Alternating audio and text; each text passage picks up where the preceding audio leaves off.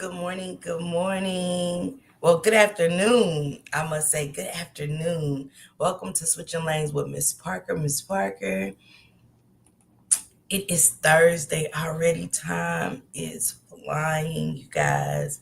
I had a long night, stayed up doing research for the Naziah Harris case, just making sure I didn't miss anything. And thank you guys so much for everybody that tuned in, that's been tuning in, that's sharing their stories, sharing their empathy and sympathy for young Naziah.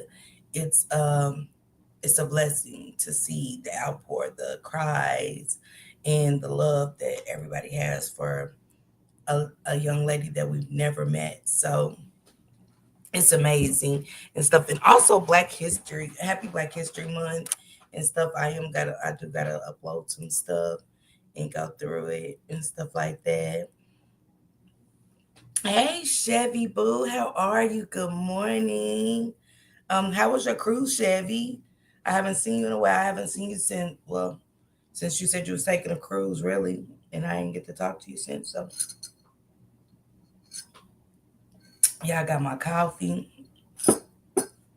I'm still trying to get up. I was up to like 3 in the morning, like looking at cases that subscribers are sending me, just going through it, trying to get information out. And so look, it was wonderful, good, Chevy, good, and it's always good seeing you. Welcome.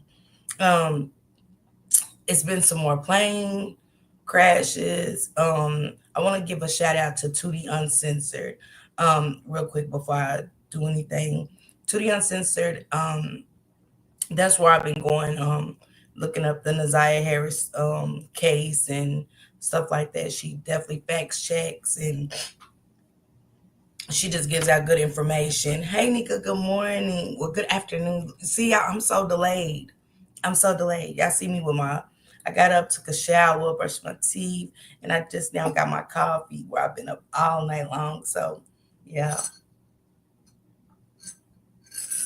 I did a 4 hour live, so it just kind of you know, after getting off the live, I stayed up all night looking at stories that my subscribers sent me and so much more. But Nika, thank you so much for coming over here and supporting the channel. I appreciate you so much. I do. And I appreciate your encouraging words and stuff. And to all the subscribers and stuff that's just been pushing me over here. And that's why I was wanting to talk about it. I went over there and checked out Tootie Uncensored. Salute to her. Tootie, keep up the good work and don't stop. I don't care what nobody says. And she was kind of getting discouraged because um when we do these lives and stuff, and that's where I go for my information. I listen to Ratchet, but I go over there to Tootie.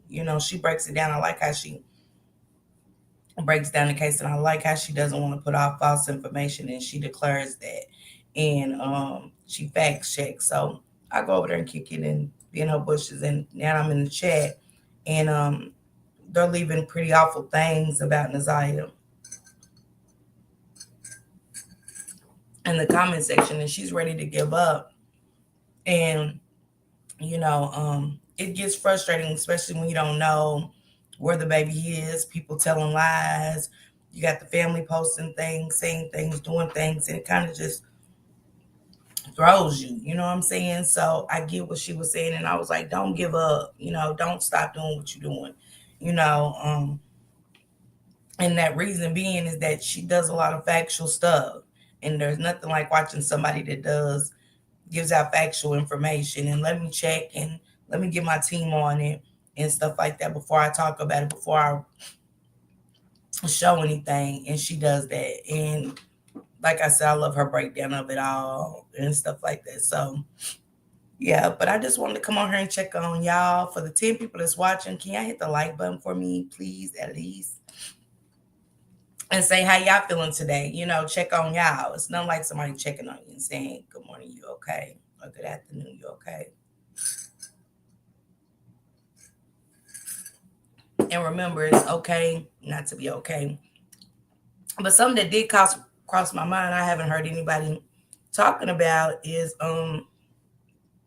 A deceased passenger found during traffic stop in Douglas County, and the family is calling for answers. So apparently, it was a driver. He had a passenger in the car, and the driver gets stopped, and the passenger is unalived by the driver, and he's let loose. And his mother, Kenya Mitchell, wants answers, as she should. Good afternoon, Byron, or good morning, wherever you're from, but good morning / good afternoon. I hope you're doing okay today. But I wanted to touch on that because nobody's really, I haven't heard, well, I haven't seen anyone. I can't say nobody's talking about it, but from what I've seen nobody discuss it. But let me play the clip for y'all really quick. Tracking hundreds of delays to make sure you're ready for your day. Channel 9 Eyewitness News, weekdays 4:30 to 7 a.m. These are photos of 21-year-old Malachi Mitchell. According to the Douglas County Sheriff's Office, deputies found him dead in the passenger seat of a car during a traffic stop. The driver was taken in for questioning and then let go. 11 Alive's Angelina Salcido is live from the Douglas County Sheriff's Office, where the family spoke this afternoon. Angelina, Malachi's mother believes the driver should be in bars here tonight. And Jennifer, Kenya Mitchell says that deputies told her that the driver they pulled over shot Malachi. It has been almost a week, and still this family has no answers. Without time to grieve, we don't have any answers. Malachi Mitchell's family is busy fighting, making sure that Malachi has justice. Kenya Mitchell steadfast in her pursuit for answers, worried the system is protecting the suspect instead of her 21-year-old son. This perpetrator who shot my son, who admitted to shooting my son, is at home with his family. Late January 29th, Mitchell says Malachi left home around 11:30. The family didn't know he was leaving, but later learned Malachi agreed to meet the driver and sell him a gun. We had the location of Malachi's iPhone. Early the next morning, she pinged her son's phone, and that address that she found brought her to this location close to I-20 off of Thornton Road. When she got here, she says she found 3 deputies but didn't see her son. That's when she went straight to the Douglas County Sheriff's Office. And the first question they continue to ask me, how did you know to come to the location? Deputies later identified Malachi as the person they found dead in the back of the vehicle they pulled over. Detectives questioned the driver and let him go. There's nowhere on God's green earth that it... So they questioned the driver. They stopped the car with the driver and Kenya Mitchell's son in the passenger side, unalived, shot. Now y'all tell me, I got questions like the mother. They take him in, and he says that he does it to them, and he gets to go home. So we can get unalive. And hey, the cynical one, good morning, Ben. I see you come in. Good morning, Colton. I see you come in. Good afternoon. If it's morning, good morning. But yeah, how did he unalive this woman's son? And hey, Will, salute. Good morning, good afternoon. Yeah, I'm saying good morning and good afternoon. Yeah, I got to, because it's 11 o'clock somewhere. Well, I don't know. But yeah, she said he unalived the traffic stop. Hey, sister, good morning. I dropped the link in case anybody wants to share their thoughts on this, but this is mind-blowing. This what is happening, y'all? Really, like, it just now comes to what is happening. What is happening to where the illers are saying, like, yeah, ilting. And it's like, okay, and we're letting you out. We're letting you out. This is mind-blowing. Let's see what she says, because this is crazy to me. Prayers to Kenya, Miss Kenya Mitchell. Detectives questioned the driver and let him go. There's nowhere on God's green earth that anyone can be reckless driving, run through red lights, and have a deceased body in the car and walk away. Outrage. Ran through red lights with a deceased body in the car. Hugs, Jean. Hugs. Good afternoon. Let me run this back for y'all so y'all can hear what I'm hearing. That the illers are being let loose after saying y'all unalived him. What? Grieving mother in Douglasville wants justice after she says authorities released the man who admitted to shooting her son with no explanation. These are photos of 21-year-old Malachi Mitchell. According to the Douglas County Sheriff's Office, deputies found him dead in the passenger seat of a car during a traffic stop. The driver was taken in for questioning and then let go. 11 Alive's Angelina Salcido is live from the Douglas County Sheriff's Office, where the family spoke this afternoon. Angelina, Malachi's mother believes the driver should be in bars here tonight. And Jennifer, Kenya Mitchell says that deputies told her that the driver they pulled over shot Malachi. It has been almost a week, and still this family has no answers. Without time to grieve, We don't have any answers, Malachi Mitchell's family is busy fighting. making sure that Malachi has justice. Kenya Mitchell steadfast in her pursuit for answers, worried the system is protecting the suspect instead of her 21-year-old son. This perpetrator who shot my son, who admitted to shooting my son, is at home with his family. Late January 29th, Mitchell says Malachi left home around 11:30. The family didn't know he was leaving, but later learned Malachi agreed to meet the driver and sell him a gun. We had the location of Malachi's iPhone. Early the next morning, she pinged her son's phone, and that address that she found brought her to this location close to I-20 off of Thornton Road. When she got here, she says she found 3 deputies but didn't see her son. That's when she went straight to the Douglas County Sheriff's Office. And the first question they continue to ask me, how did you know to come to the location? They asked the mother, instead of giving her answers onto why her son is unalived by the driver and he admitted to unaliving her child. How did you know to come here? That's irrelevant. Her son is unalived. And y'all had the iller with y'all that said, yeah, I took his life. What? Yeah, this is in Georgia. This is in Georgia. Will, I said the same thing, Will. I ain't never heard nothing like it. Deputies later identified Malachi as the person they found dead in the back of the vehicle they pulled over. Detectives questioned the driver and let him go. There's nowhere on God's green earth that anyone can be reckless driving, run through red lights, and have a deceased body in the car and walk away. Outrage, Mitchell's emotional plea to the driver's family is, Do the right thing. Have some integrity about yourself. She's outraged, as she should be. So he in a traffic stop, it's an unalived body in your back seat. Only for the driver to say, I did that. You get questioned and say, I did that. Oh, okay, go home. What? I mean, y'all got to think, this could happen to us. This can happen to us. A mother's outrage is going unheard. It's falling on deaf's ear. We've been seeing these cases, talking about these cases, and nothing.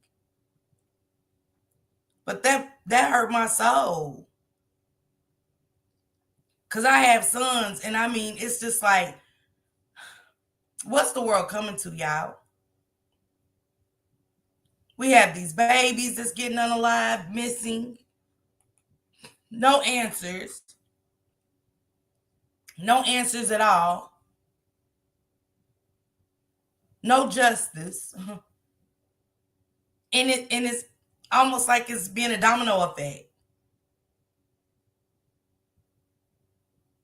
And it's sad because the only thing she gets from the sheriff's office is, how did you know to come here? What? How did she know to, what?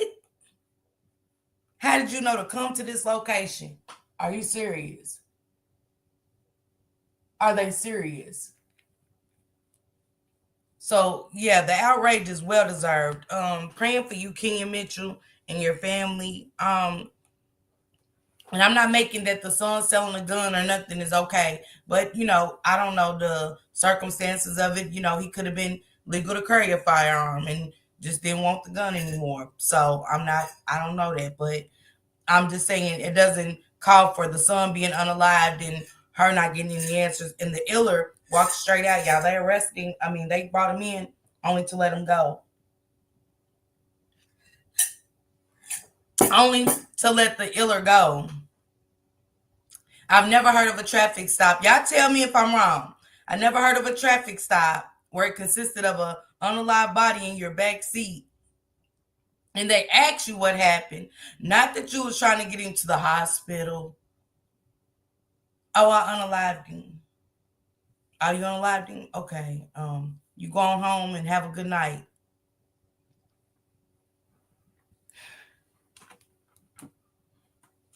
Man, the world we are living in today. Now, she is asking the driver to turn themselves in. The GBI is handling Malachi's autopsy. I'm told that is still pending. When it comes to the sheriff's office, they continue doing their investigation. Once that is done, they're going to send their findings over to the Douglas County State Attorney for review and possible prosecution. We're live tonight in Douglasville. Angelina Salcido, 11 Alive News. Man, I'm scared of the world we living in today. I'm scared of the world we are living in today. Hey, Ebet, good morning. I want to play one more for you guys. The mother arrested in Georgia for unaliving her son. Buried him like he was nothing in the backyard.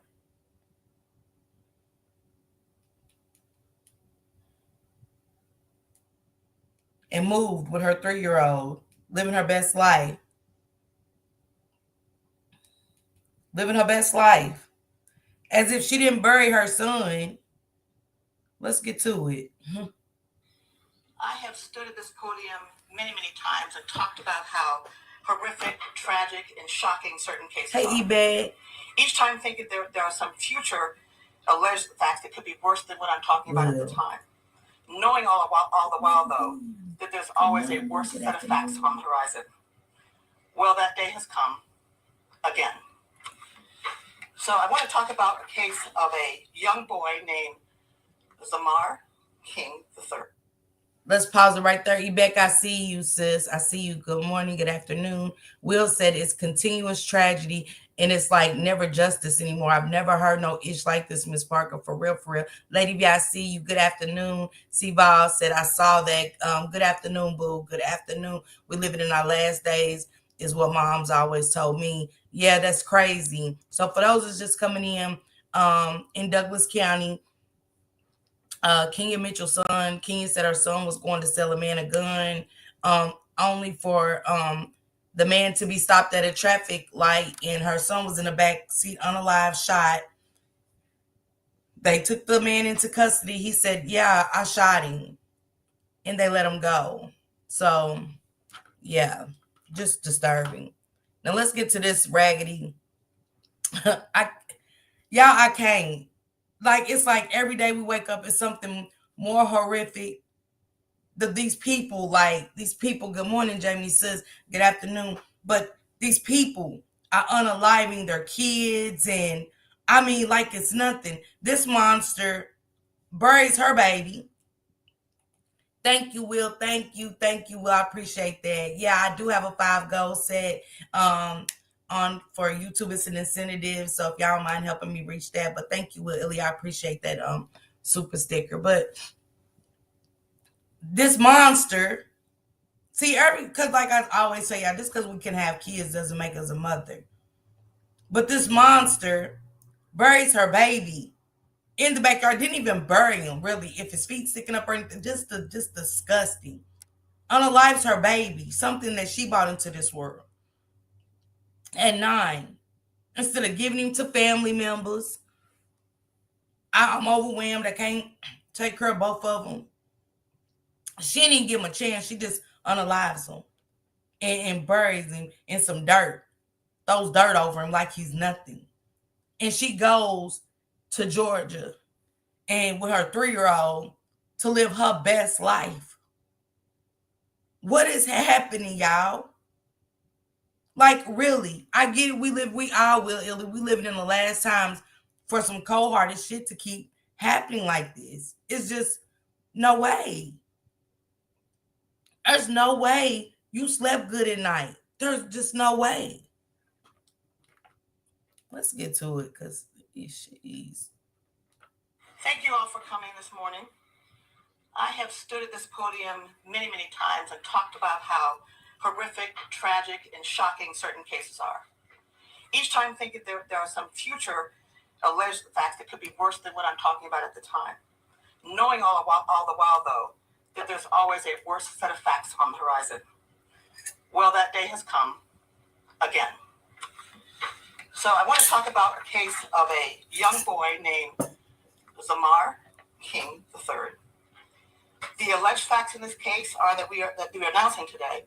On January 6th of 2025, the Detroit Police Department was notified and summoned to a house on Whittingham in Detroit. They had been contacted by the landlord that owned that house.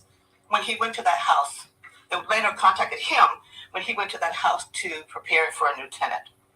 Then he called the police because he found a shallow grave in the backyard of the home on Whittingham. Upon arrival, the police were shown that grave where a human foot was sticking out of the ground. The foot was believed to belonged to a small child. After an extensive investigation by quite a few agencies, and the chief will talk about that in a minute, the buried body was discovered to be 9-year-old Zamar King III. That the mother of young Zamar was 41-year-old Brandy Pierce. It's alleged that she killed him. Let's take mother out of it, okay? I mean, like, seriously.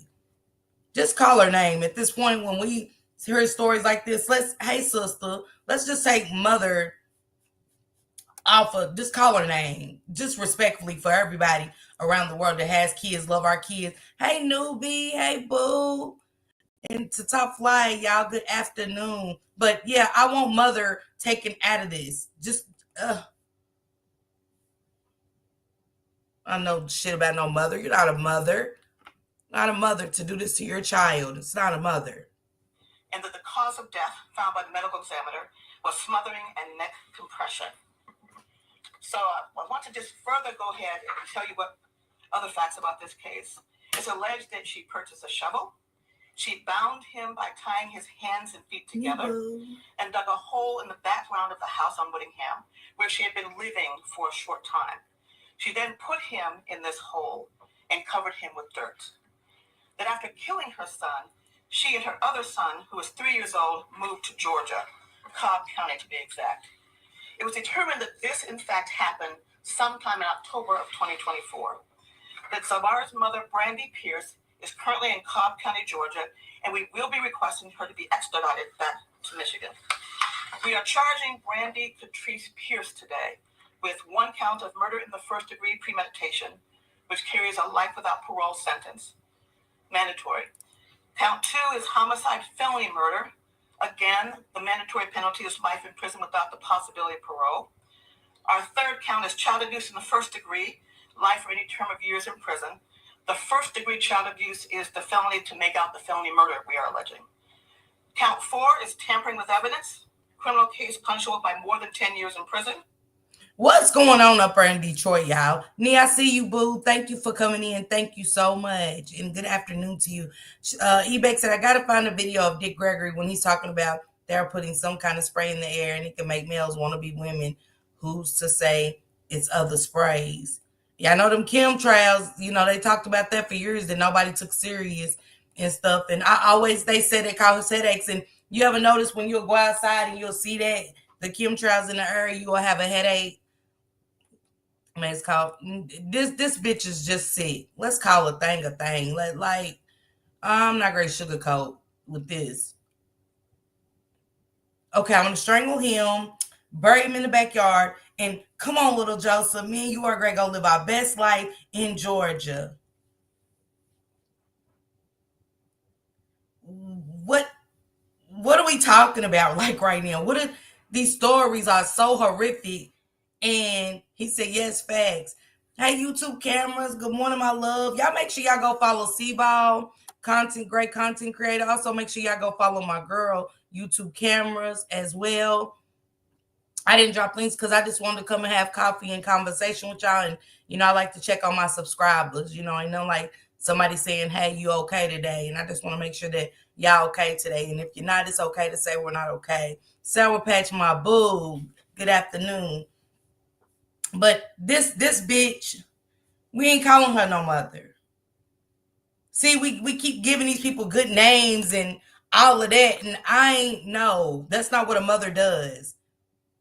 That's not what a mother does. I don't care what nobody say. My girl Newbie's in here. Y'all go follow Newbiology as well. Make sure y'all go follow these good content creators, okay? And I don't know, Jamie, if y'all know how to drop links, you or Top Flight, know how to hit on their name, go to their channel, and Will Illy's in here as well, upcoming content creator, and drop their links. If not, I'll drop them for y'all before I go live later on. Hey, Blue Devil G, I hope you have a great day at work, okay? Good afternoon to you. But we just kind of covering Kenya Mitchell. Her son was unalived. For the people that's just coming in, her son was unalived. He went to sell his gun, and the person that he sold his gun to took his life, took her son's life, got pulled over in a traffic stop, and the police took him into custody. He tells the police that he's unalived, Kenya Mitchell's son, only for them to say, well, you go on home and have a good night. That right there just threw me. Just threw me. Just threw me. I can't respect it, y'all. I can't.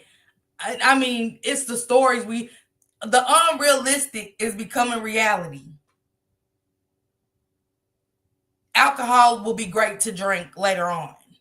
See, it's unrealistic to drink a bottle of alcohol, correct? But that's going to be the new thing. And it's something that we have to just start getting adjusted to. We're us sane people will never be adjusted to these kind of things. Only monsters or somebody that's just suffering from something horrible. I suffer from mental illness, but damn it, I got a heart. I have a heart always, Newbie Boo, always. I got a heart. Now we got this bitch that they're calling a mother has strangled her son. Hey, Key, good afternoon, boo, welcome. Has strangled her son and threw dirt in the backyard. She didn't even give a damn to bury him fully. Just threw dirt over him like he was nothing. Instead of saying, hey, y'all, can't take care of him. Can somebody take him? I don't care who take him. Not even the decency as a mother to just say, I'm not okay. I can't do this. But you strangling, throw dirt over him like he's nothing, and then you move to go live your best life. You move to live your best life with your 3-year-old. With no heart, no nothing. Man, what's going on in Detroit is all I'm going to say. This is, I can't.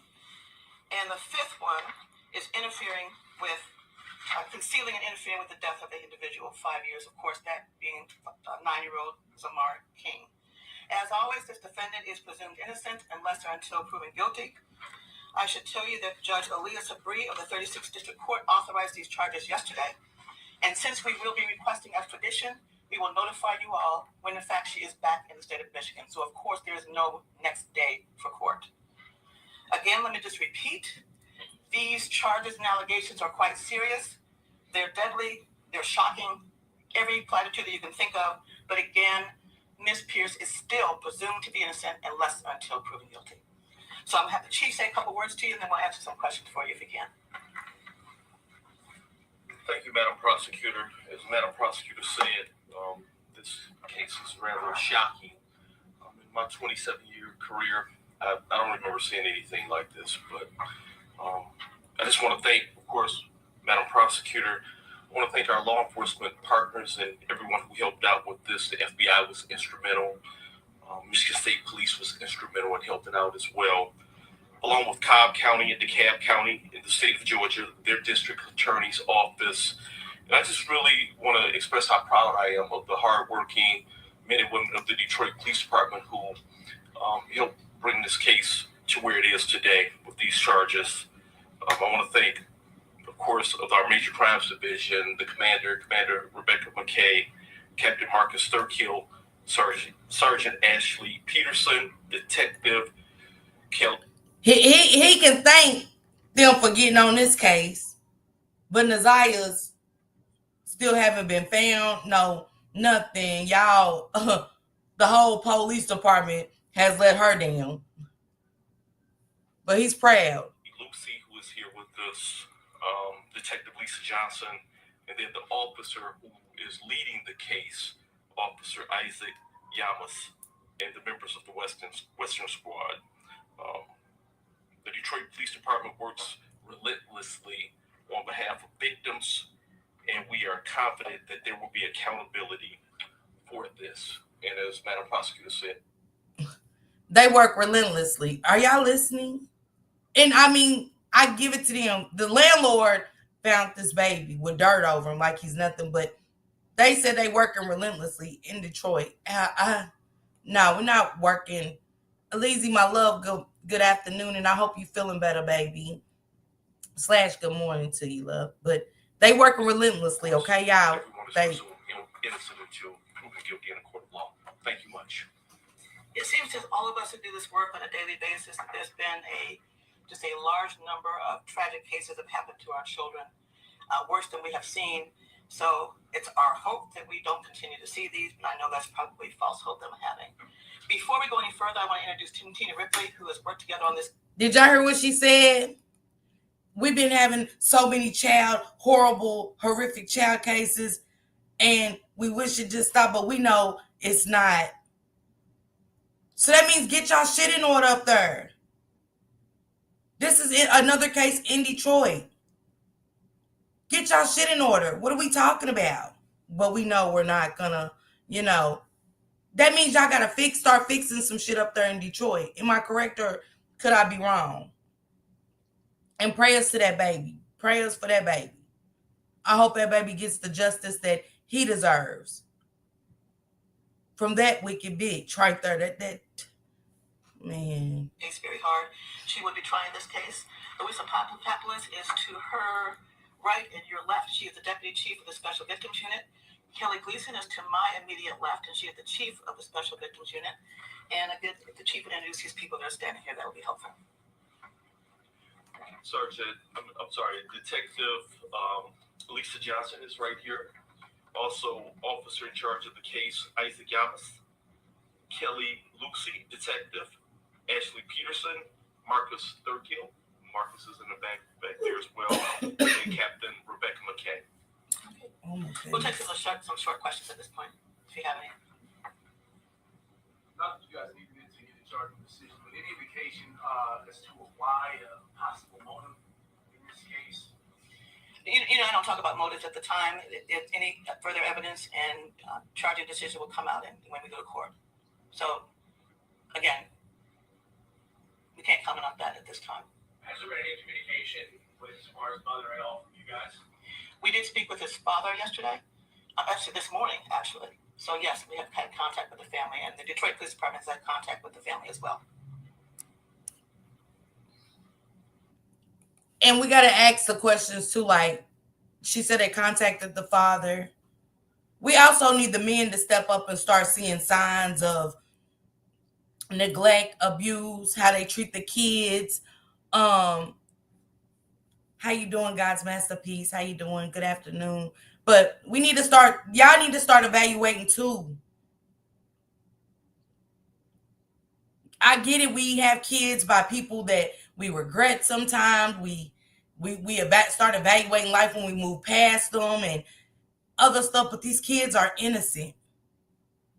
These kids are innocent. Let me see if she treats this child different from the other child she got by another man and step in. So I gotta follow all parties, because at the same time, it's signs. It is signs. This is crazy to me, y'all. Let me get back to it, because this is crazy to me. It's sad. So forgive me, I must be confused because I were not listening close enough, so I apologize. But the relationship of the suspect to the child. Mother. Yes. 41-year-old Brandy Pierce was his mother. Okay. And Does Laura's father live in Michigan? He lives in this area, yes. And was he aware of his child's death? Again, we talked to him. I don't think he was aware until recent. That means he's not involved. Because she moved after she threw dirt over him like he was nothing.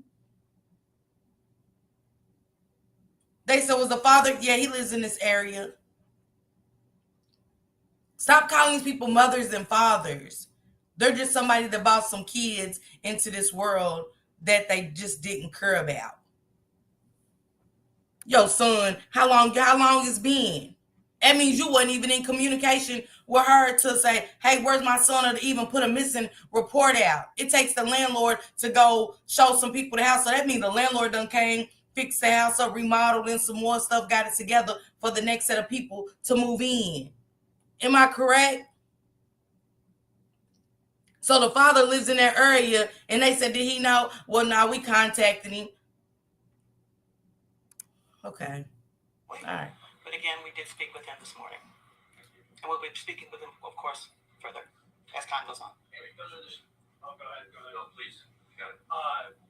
Those are her two kids, Zamar and the 3-year-old. Yes. Okay. Madam Prosecutor, where's the 3-year-old right now? What's his status? What's his condition? Again, he's with his mother in Georgia right now. And he was, and now he's in foster care here, I believe. Can you call out here locally to us? Oh, Georgia. Yep. Are you able to provide any further information on the timeline of, you mentioned October, and then what? That'll come out in court. But in regard to how she ends up in Georgia with the other child, or all I can tell you at this point in time is she left shortly after she buried the body in the backyard and went to the state of Georgia.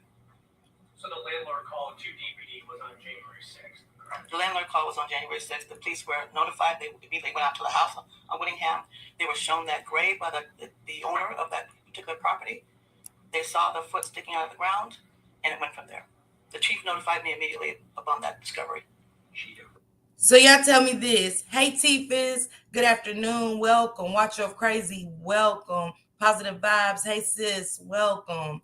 I hope everybody's having a blessed Thursday.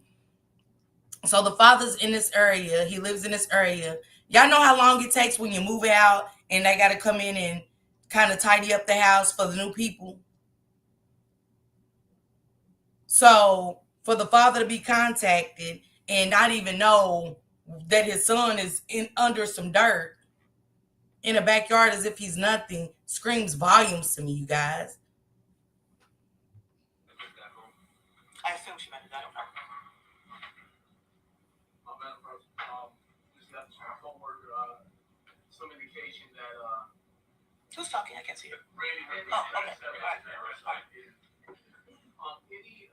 Can you speak to this? I'll just read this verbatim. A source indicated yesterday that the mother claims they were horsing around and playing some sort of choking game. I'm not going to comment on the evidence in the case. The mother said they was playing around and had some kind of choking game. I've never played with my kids where I've choked them. I've never heard of a choking. And Watch Your Crazy, welcome. I don't know if I said welcome and good afternoon, but good afternoon to you. But they was playing around having a choking game. So why you didn't call the police, the ambulance? Hey, you guys, I was playing with my son and this is what happened. I unalived my child. I was playing a game with him. I thought we was just playing and boom. You took him out back, threw dirt over him, and then moved. That's not a game. Case file sent over to you guys more than once at all, and if so, what elements were needed to get to a charging decision? Oh, we're not going to talk about that. Yeah. The police contact us when they have information. We talk often back and forth. And then once we get a completed investigation, we make the charging decision. This is the same one that's been doing press conferences over Naziah Harris. Oh, we're not going to talk about that. Bitch, we need you to talk about something. We need you to talk about something. Now I understand with that case and stuff like that, how it went so unanswered. Wow. It's so many missing pieces to these people getting away with so much when it comes to Naziah. Oh, we're not going to talk about that. Yeah, bitch, we need you to. And she's black. It be our own kind. It be our own kind, whether we want to say it, admit it or not. It be our own kind every time. Every time. Yeah, we need to talk about it. Let's talk about it. Because there's a lot going on up there in Detroit. Yeah, let's talk about it. What are we talking about? What are you talking about? Blessings to you, Snoopy. Blessings to you. I hope you feel better, okay? What are we talking about? Thank you. Thank you, Watch of Crazy. Thank you. Thank you. Appreciate you so much. I appreciate that. I appreciate that super chat. Let's get back to her. We're not gonna, talk about that. Weird ass.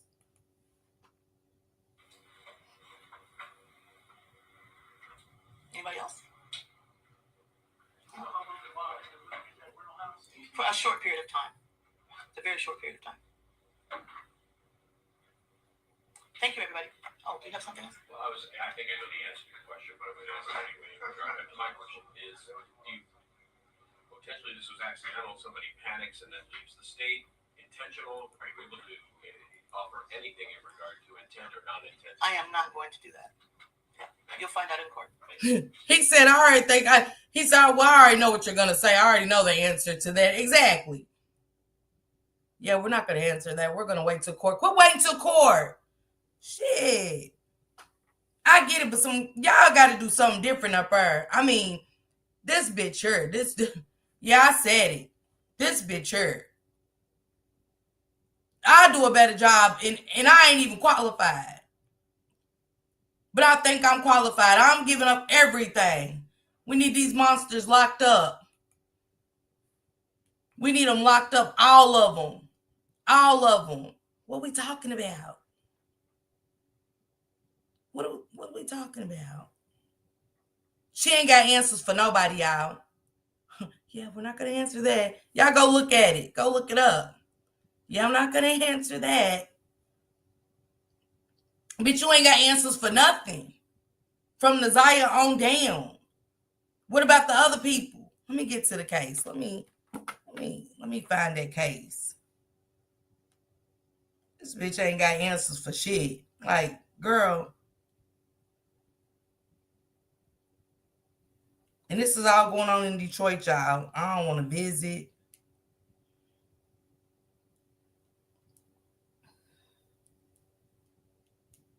It's a murder that just happened when they looking for young Naziah. It's another case going on, and she's missing. And they can't find her. And she's currently they was looking for her down at the minefield where Naziah, what's that name, Top Flight? What's her name up there? And Trump should sign something for people like this. We would like to see that pen move for some real shit. Okay, let's go positive. They so worried about the LGBT community. Fuck that. Shit. Oh, here it is. Ashley Elkins.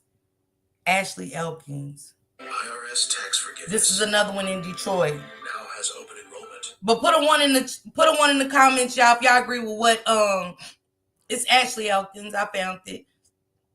If Trump should sign for some real stuff, put the pen to the paper for some real stuff. Put a one in the chat if y'all agree with positive, because he's coming in all wrong. Shit that just don't matter. We need answers with these planes. I'm ready to talk about that real quick. Another plane.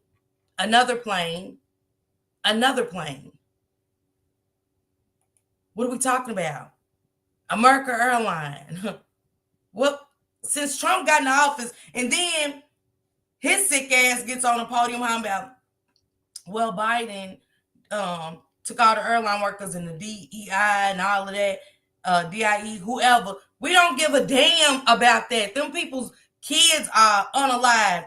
A man is on CNN crying because he lost his daughter and his wife on that plane. We don't give a damn about what Biden did. We're talking about you. You're in here now. You get what I'm saying? You're in here now. This shit's happening with you. All these plane crashes wasn't happening when Biden was in here for him to fire all these workers. You're in here. So what are you talking about? Salute, Rose. But let's get to it, since she ain't never got answers for nothing up there in Detroit for these families and shit with her weird ass. I mean, sister, good morning. Good morning, sister. But let's get to Ashley Elkins. IRS tax forgiveness now has open enrollment. It's easy. Calling case number 25-329, Black people versus DeAndre Booker. Your Honor, Randall Kane, appearing as a Raymond attorney on behalf of DeAndre Booker.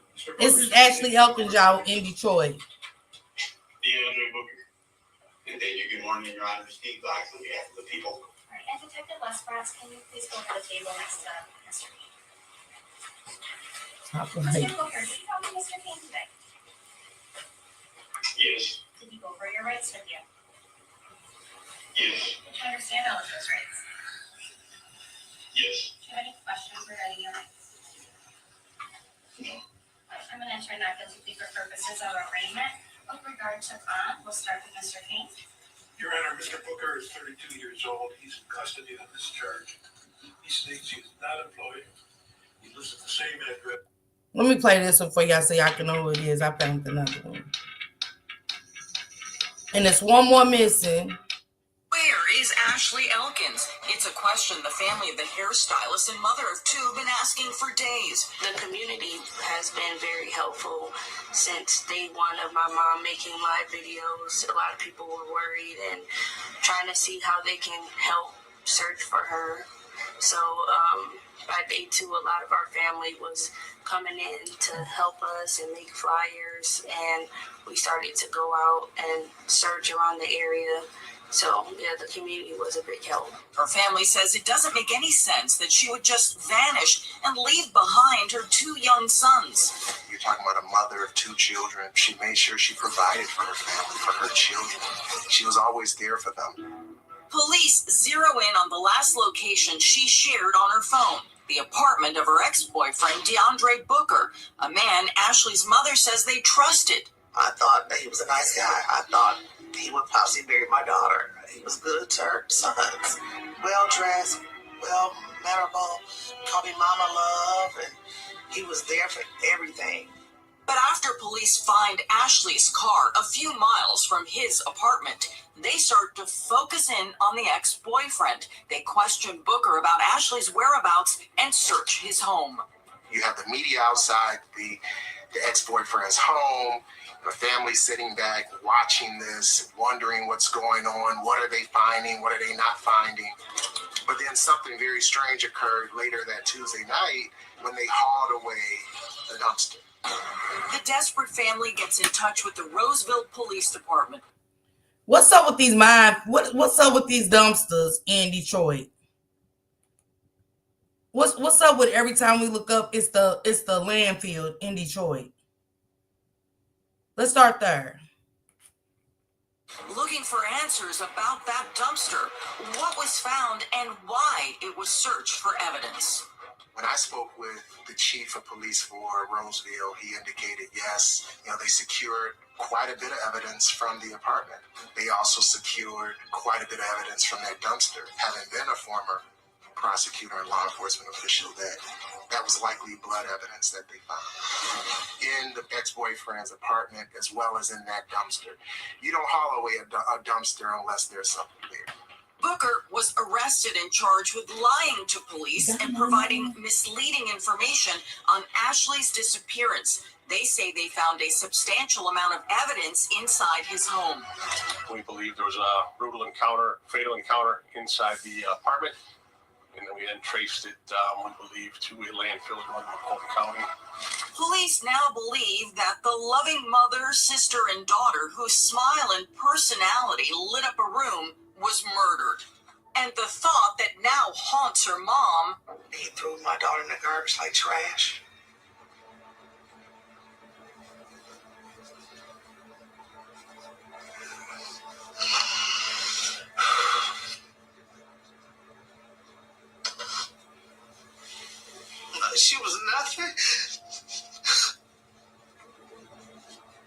she was nobody. That hurts me the most, you know? It's very brutal for a young mother to be taken in this fashion from a monster like Booker. But without a body, Booker has yet to be charged with Ashley's murder. Yes, Your Honor. During his initial appearance, Booker's attorney asked for a reduction of his $250,000 cash bond. It's there some of the evidence against Booker is laid out with Ashley's family in the courtroom, including searches on his phone that included is blood traceable and deleting Google's search history. Other searches talking about how to disappear completely, how to beat a polygraph, things of that nature. We know that he had ordered or bought cleaning agents like bleach, bags, gloves, that he had ordered these things on his, utilizing his phone. At this point, I'm going to deny the request for a bond reduction because I do find that he is a flight risk. I feel like he has no remorse for what he has done. And I just would have never expected him to do something so heartbreaking, especially for her kids that need her. And honestly, he doesn't even look like the person that we knew. Police have so far been unable to find Ashley's body. Despite meticulous searches of this landfill, still they hold out hope that they'll be able to locate her and give her family peace. No, I'm fighting to the end, to my last breath. I'm gonna make sure it never happens to another person ever again. Her name would not be in vain. Her name's gonna be remembered forever.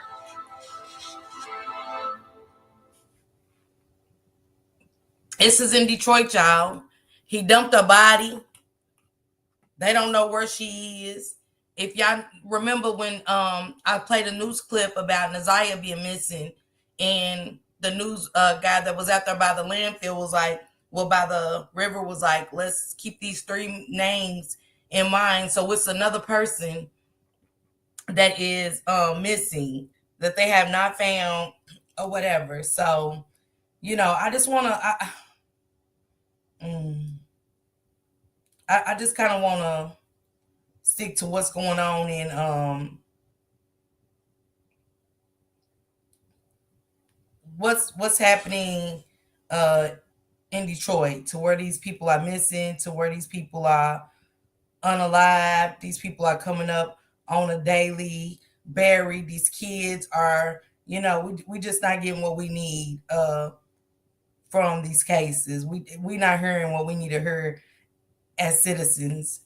And Positive Vibe said, nah, Trump needs to put that pen to use for these families, for these communities that are suffering. And I agree.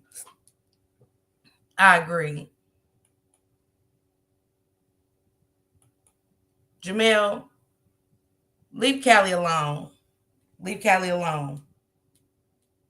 Don't come here with that, Jamel. I respect you and I like you, but don't come here with that. Not right now.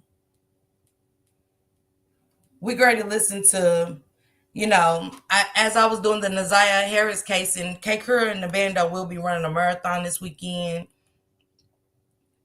and stuff, but I wanted to hear the testimony this morning to make sure I heard her correctly, the grandmother. And, you know, I want y'all to just listen this morning with me, because I'm going to play her and Shannon's preliminary hearing, because tonight I'm going to kind of go over this with y'all. And again, this is for y'all thoughts on it. You know, yeah, we say it's sick, but we've touched on a lot of things. We've heard a lot of things, and it's just what it is. Let's get to it. Hold on, y'all. Before I touch on that, let me let y'all hear about this plane. And salute to my subscribers that are sending me stuff and things like that. And let's get to this plane.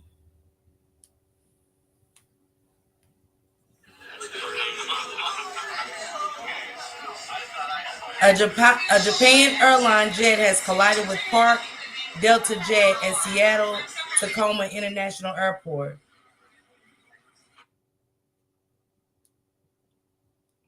This is getting crazy. It's getting sick.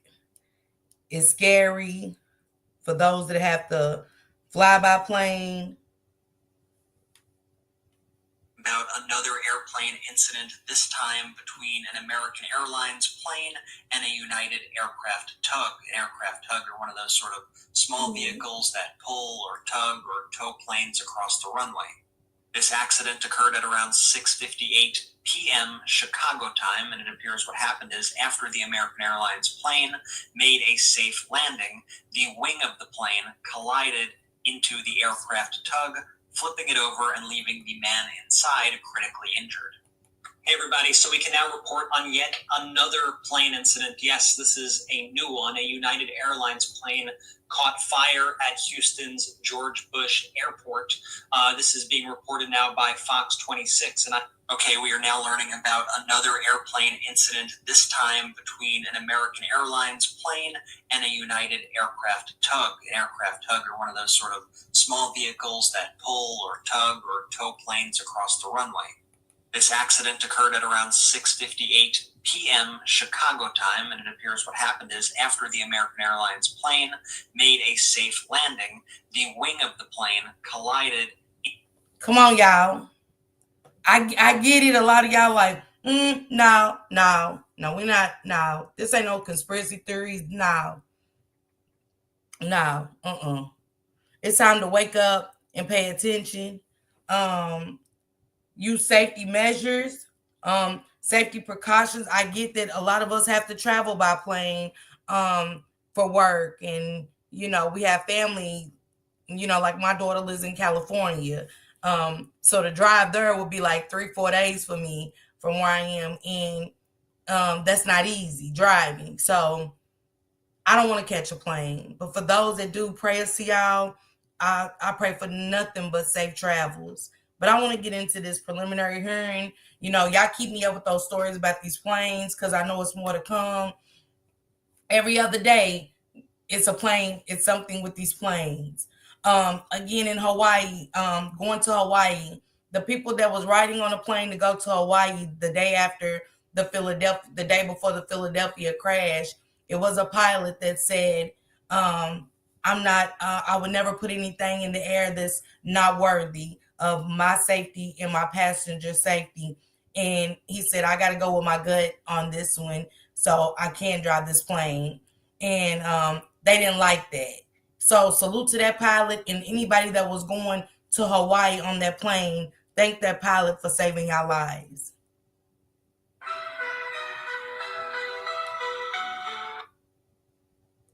This is Annette Harris.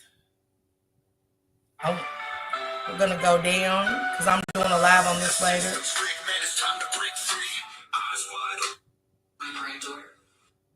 If you're one of the many people struggling financially right now, Bridget's got your Sorry, y'all, about these commercials and the music. And who is Miss Ayatollah? My granddaughter. Are you her legal guardian? Yes, I am. When did you become her legal guardian?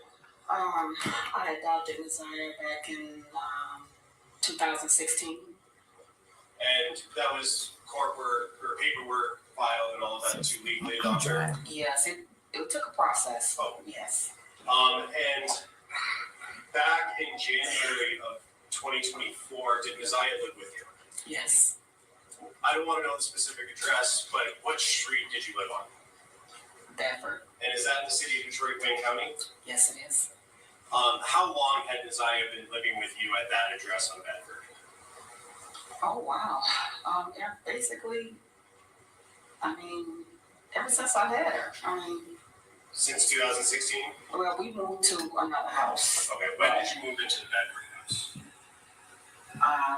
Let me see. 2019, we moved in that house, and then moved in the house that I am now, which is still on Bedford. Okay. And did Nasiah make those moves with you? Yes. And in January of 2024, at that Bedford location, who else lived there? Just me, the kids. My other daughter lived with me at the other address. But it was just basically me and my kids and Shannon. And who is Shannon? My daughter. And what's her last name? Harris. And she lived with you and Nasiah and the other kids at the Bedford location? At the first Bedford location. Okay. Yes. At that first Bedford location, how many other kids in addition to Nasiah lived there? My other two, my grandson and my other grandchildren. Okay. So how many kids total in that house? 6. Should have been 6. And you and Shannon, correct? Well, Living there. Shannon, she was there, but she wasn't really like there all the time. Okay. She would spend more majority of her time at my house, but actually Shannon had her place out in Clinton Township.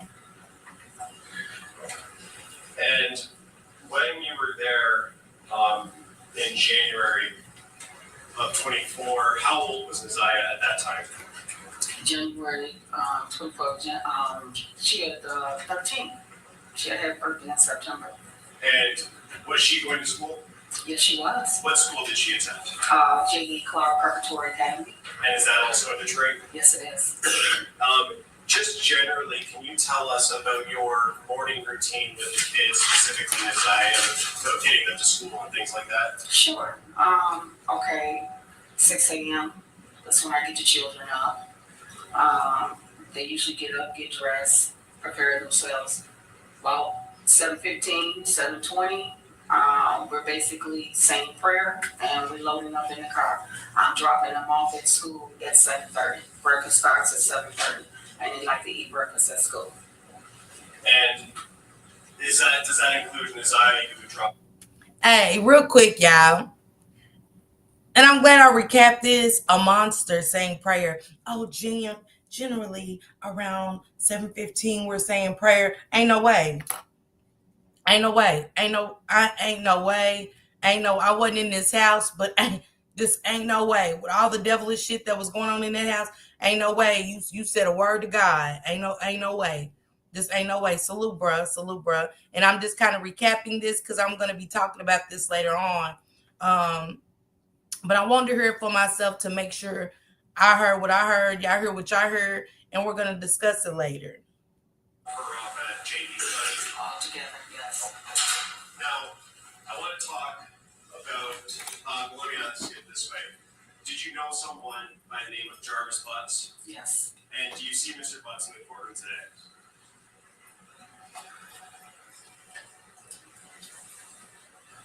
If you need to stand up and look around.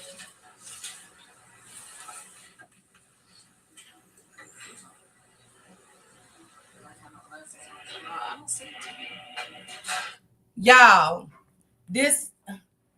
she just said she did prayer, right? She said,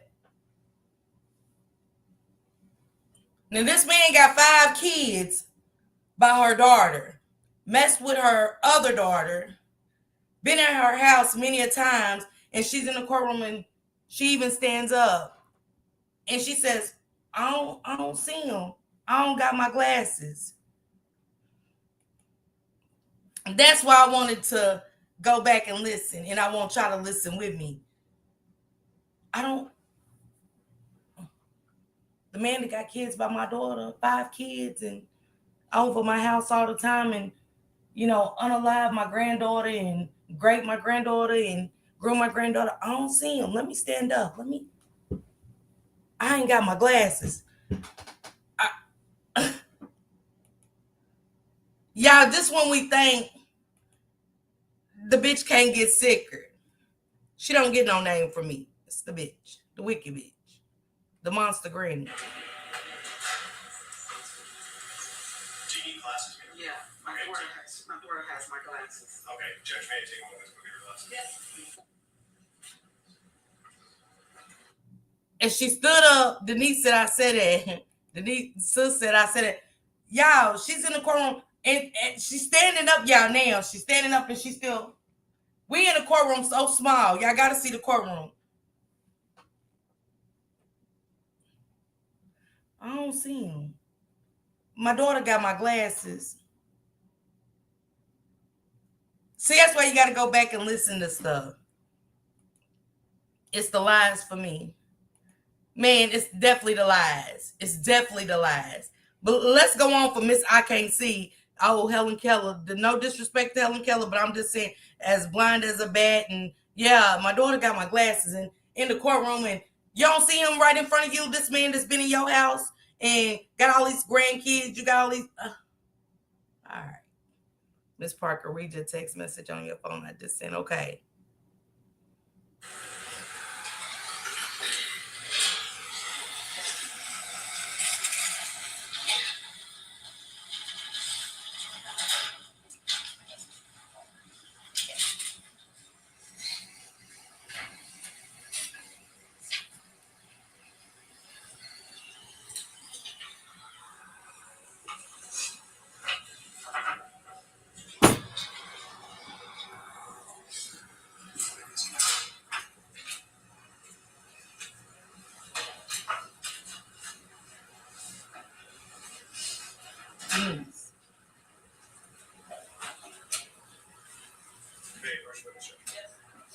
Thank you.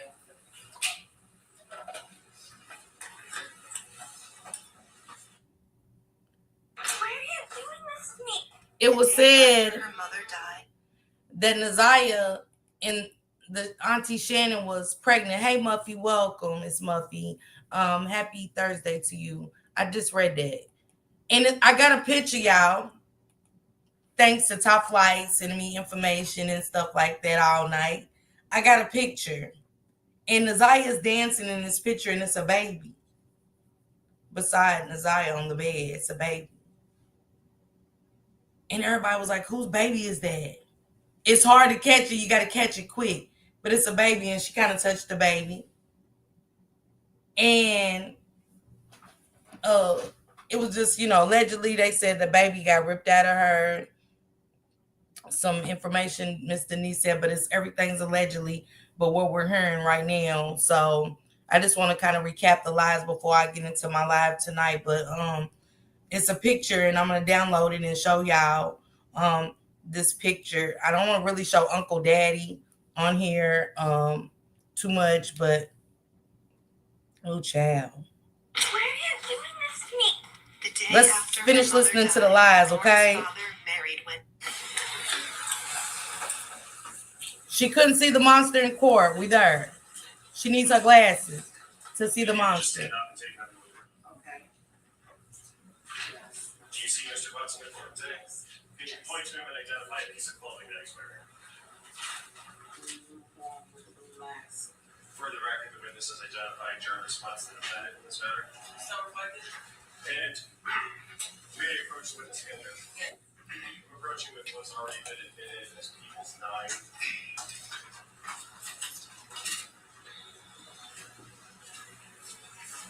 And Miss Harris, do you recognize the person in that photo? Yes. And who is that person? Jarvis Butts. And is that the same person you've identified in court here today? Yes.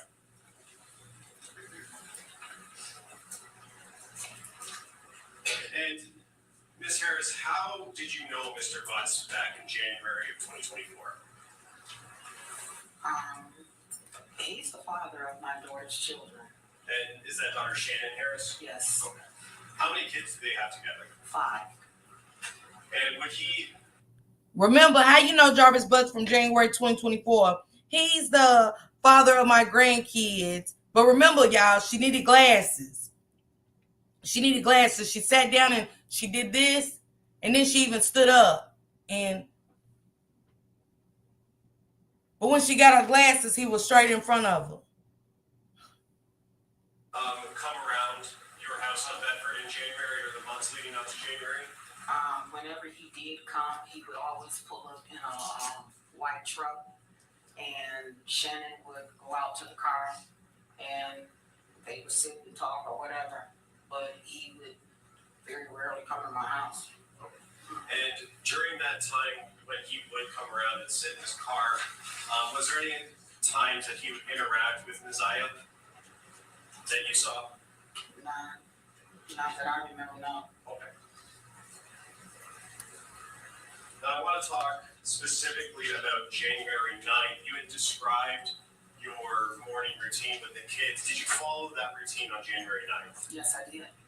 And did that include dropping Naziah off at J.E. Clark 7:15 to 7:30? Yes. And can you tell us what she was wearing on January 9th, 2024? Yes, she was wearing a pair of light powder blue jeans with a light powder blue jacket that had the black little fur around the collar.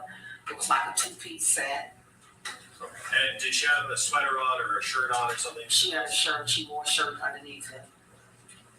And you remember, did she have any other clothes with her on the 9th when you dropped her off? She had her little blue sweatshirt with the little hoodie. She had that with her. And do you know how or when she got that hoodie? I bought that hoodie for her. I guess it was in the fall sometime when I bought it. When I first, I mean, it wasn't nothing new. It was just one of her old hoodie jacket she used when she go to gym. Okay.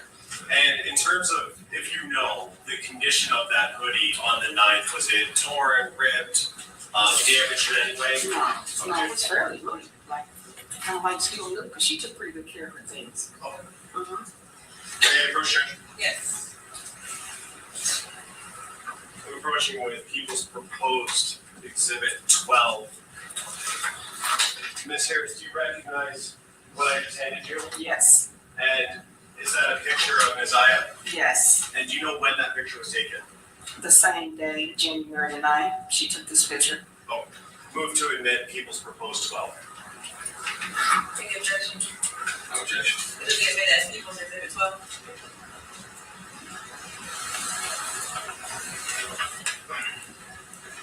And when you dropped Isaiah off at J.E. Clark, what was the routine supposed to be after school was over? Okay, well, school is over. The bell rings at 2:40. Isaiah was due to come home. And normally when the bell rings, 2:40, 2:45, she's getting on the bus. And that's what she normally did on other days? Mm-hmm. Is that yes? Yes, I'm sorry. And yes. what time would she normally arrive back at home? The designer would be walking in through the door maybe 3:05, no later than that. And on January 9th, did she walk in at 3:05? No, she did not. And were you home when she didn't come home? I was there for a little while, but I left out to run some errands. But you know, when I got to the house, she was not there. And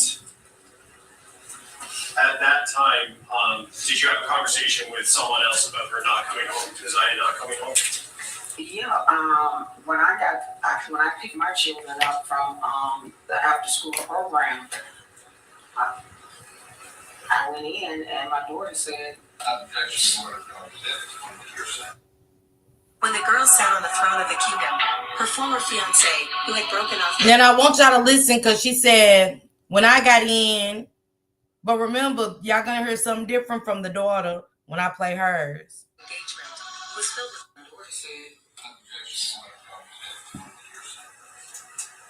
I'll rephrase the question. Just talking about what you saw and heard, and not asking for what anybody said, but did you talk to Shannon, your daughter? Yes, Shannon said she was not there. When you got home that day on the 9th, was Isaiah there? No. And did you eventually make a police report about her missing? Yes, I did. Yes, And when did you do that? that morning when I got to school, I went up and dropped the kids off at school. I talked with the dean and the principal, and she didn't make a police report. Remember what she said? They said, did you make a police report? Yes. I went to the school and I talked to the dean. That's not making a police report. It's a difference. It's a difference. And stick to what she said, y'all. She said, yeah, when I went in, I asked Shannon, but that's not what Shannon said. So I want y'all to just listen to the lies and then go from there. I told them that I was on my way to the police station, and they told me that they would call the police, and the DPS police came there. You should have went to the police station at the beginning. What are you talking about? What are you talking about? And you said DPS, is that Detroit Public Schools? Yeah. And did you talk to an officer at that time at the school? Yes, I did. And was that at J.E. Clark physically at that location? Yes. And you said that morning, are you talking about the morning of the 10th? Yes. Mm-hmm. Was Neziah active on social media, if you know? Well, as far as I know, she was. I mean, there were times that she was sneaking on it, you know. But yeah, she was. Okay. And did you keep track of her social media pages like TikTok or Facebook or anything like that? I tried. A lot of times, you know, I would take her phone and stuff from her, you know, so, you know, to keep her from being on here, you know. And after the 9th, did you ever see any posts made by Neziah? I didn't see any posts. Most of the time, you know, if there was a post or something, or she posts, my daughter or someone would call me and tell me. Have you ever heard, after the 9th, any communication or seen Neziah? When, is that a no? No. And when you dropped her off on the 9th at school at J.E. Clark, was that the last time you saw her? Yes. Yes.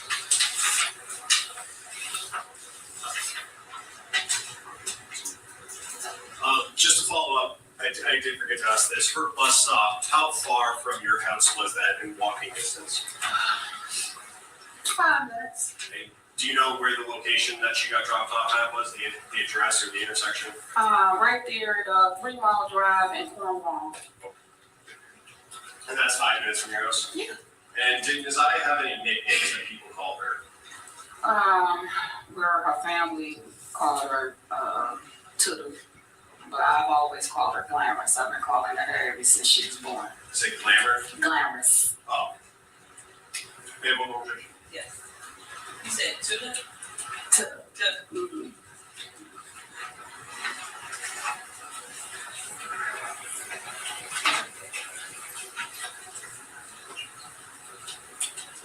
I bet that's it. Thanks, bro.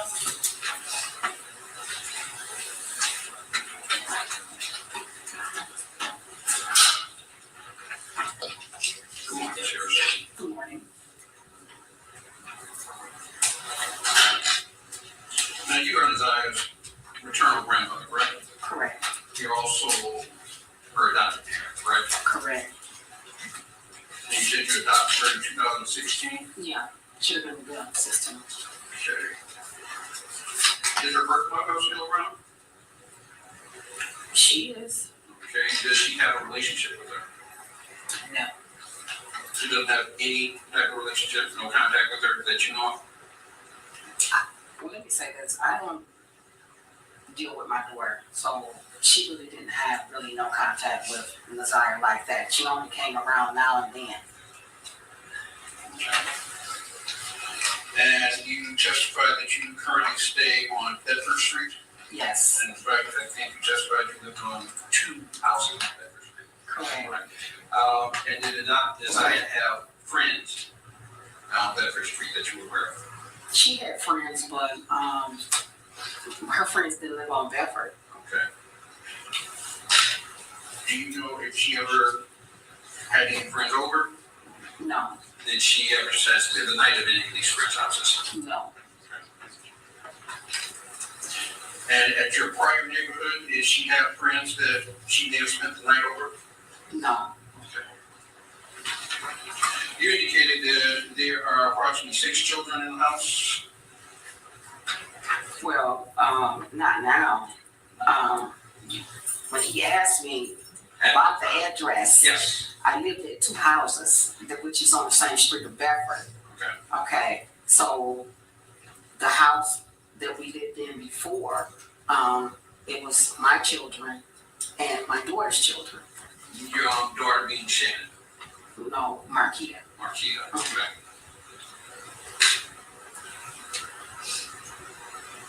And did Neziah have any close relationship with any of these children particularly? She was close with My granddaughter. Well, my granddaughter she had. Which granddaughter is that? Desire. I mean, Janaya. Listen to this, y'all. Janaya. Yeah, she was close. Yeah. How did you not know?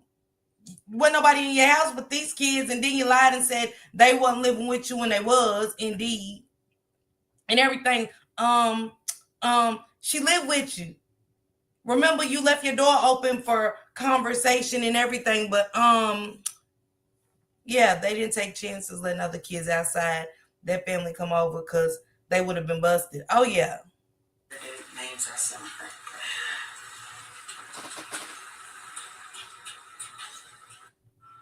Texas was waiting and wondering.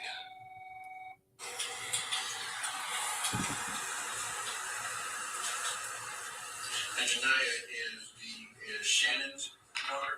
Yes. That would be Jarvis's daughter as well, correct? Correct.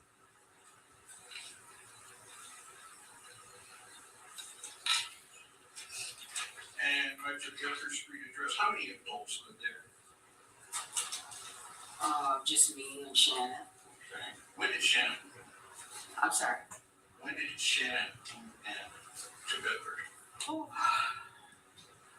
I guess back in October, last October or something. That would be October of 23. Yeah. Okay. So in January of 24, she was there, correct? Mm-hmm. Sorry, is that a yes? Yes. Yes.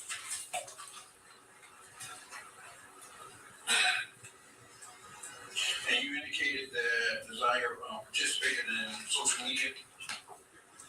She did participate in social media. She was on social media a lot of times when she wasn't supposed to be. Okay. So, did you see her post, or did you follow her post? I didn't see her really posting anything. I mean, at times when I did check, I didn't find anything. Okay. And most of the time, if she did post something, my doors would let me know, if she posted something.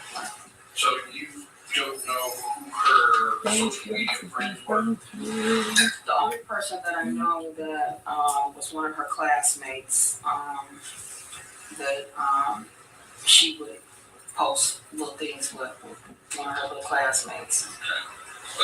But it's fair to say there are some things you did not know. Yeah, well, something, yeah. Mm-hmm.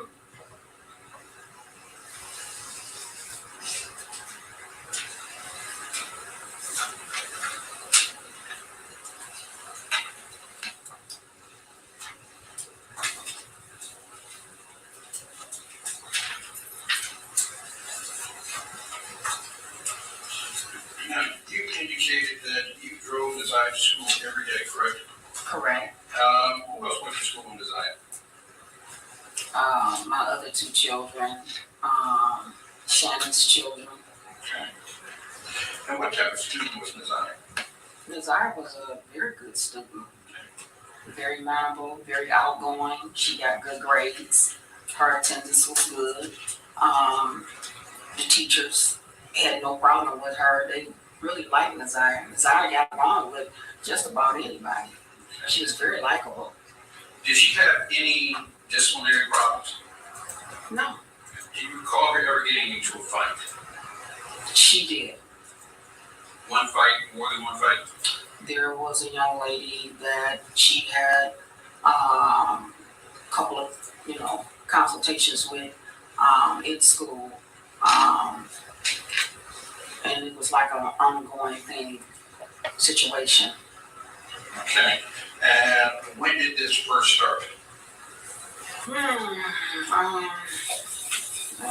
I'm not quite sure when it started, but it was like off and on, with this particular schoolmate that she had. And this is for her current school, right? Yes. Okay.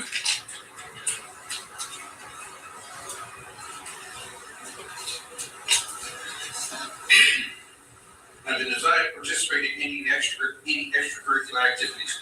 Was she on band or anything? She liked it. Gym, robotics, art. I mean, she liked a lot of things. She was, involved in, And would any of these things cause her to have stayed after school? The only time she stayed after school is when she wanted to be enrolled in the after school program.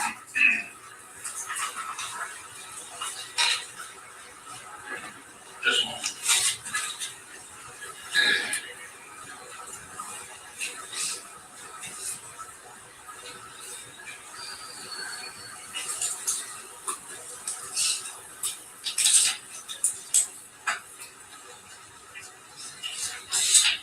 I just want to step back a moment. We asked you about her social media. You said there were some things that you weren't aware of on social media, correct? Did you ever check her direct messages? Like I said, I did, but when I did, let's keep up with the okay? There was nothing on there. No. Okay. Did you monitor any of her conversations? Yeah. I would, go check, But a lot of times, I took Nazire's tablet, from her at one point, so there was really nothing that I knew of that she was on unless she got something like a cell phone or something, So you did mention that she had a tablet. How many devices did she have that allowed her to connect to social media? She only had that one tablet that I had bought her. And like I said, I took that tablet and put that tablet up.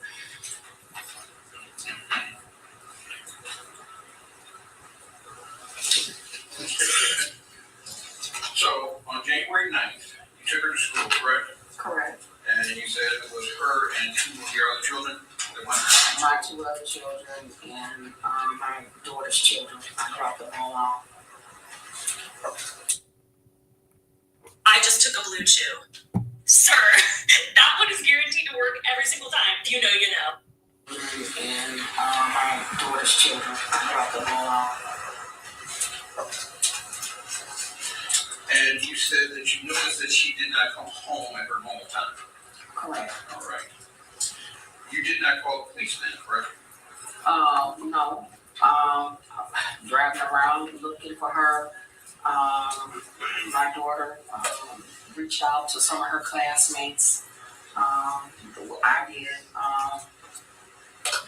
nothing. And that morning, I got up. And like I said, I went straight to the school.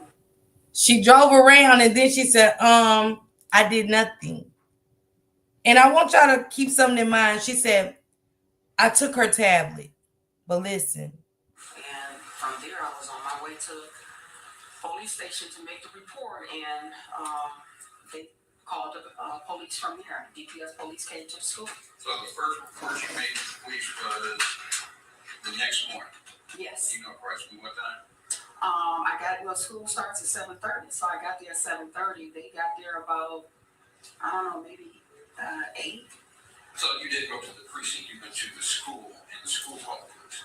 Yes, they called the police because I was ready to leave, and the dean said, no, stay here. She said, we'll call the police. Okay.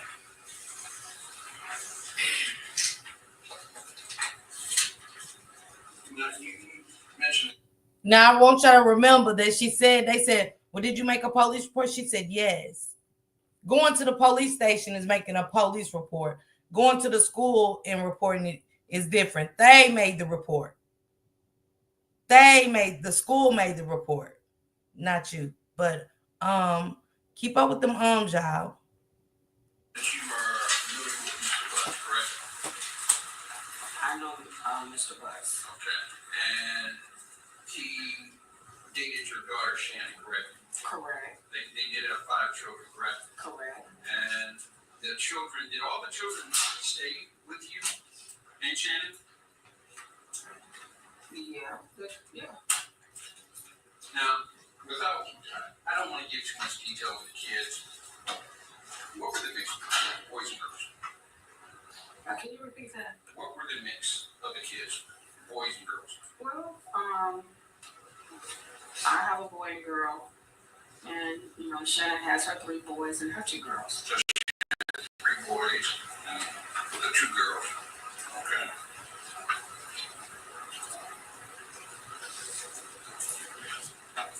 And at any time, now I think you did indicate that Mr. Butts would come over and I think you said he would rarely come in, correct? Mm-hmm. But he would come in on occasion, correct?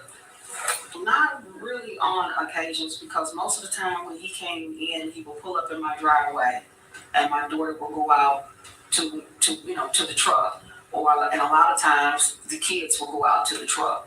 So it was very rare if he ever came in my house. And you indicated that you were close. I'm sorry, you were close with Nasiah? Yes. Can you think of any reason that Nasiah would not share information with you? No.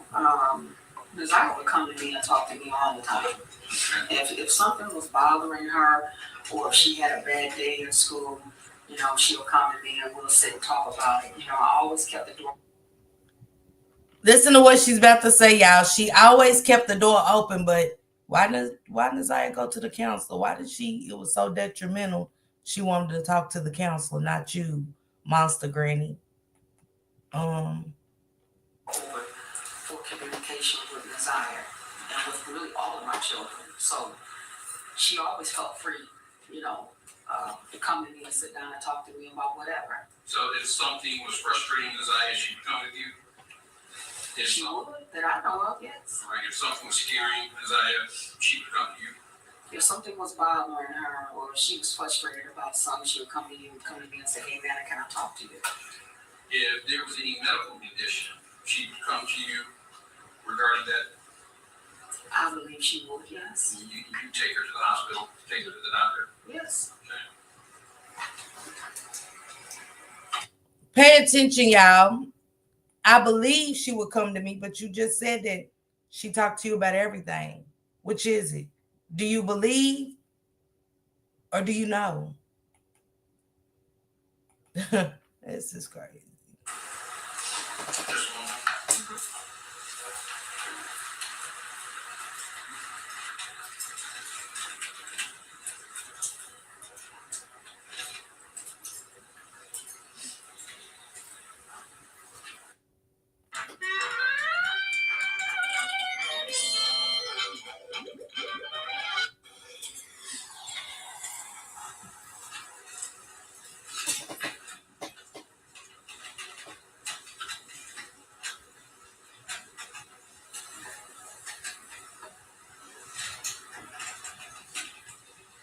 Thank you guys for the questions.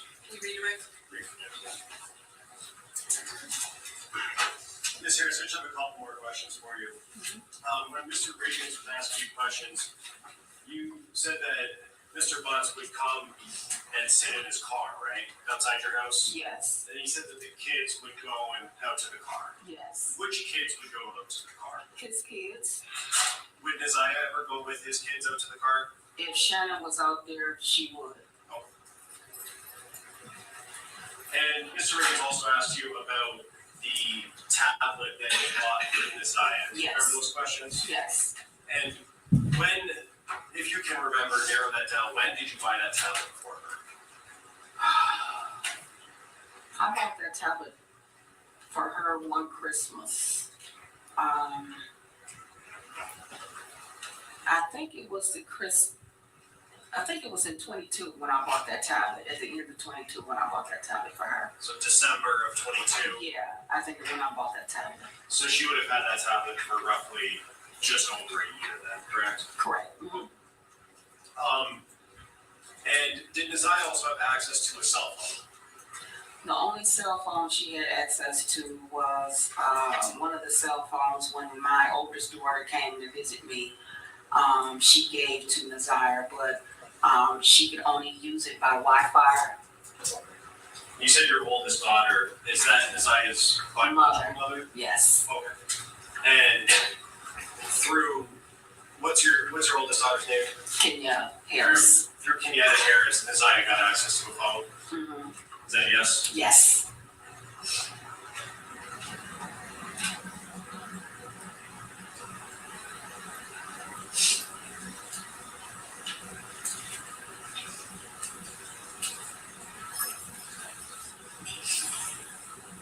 Mr. Reeves also asked you about Nazia staying after school. You said that there was an after-school program she was involved in? Yes.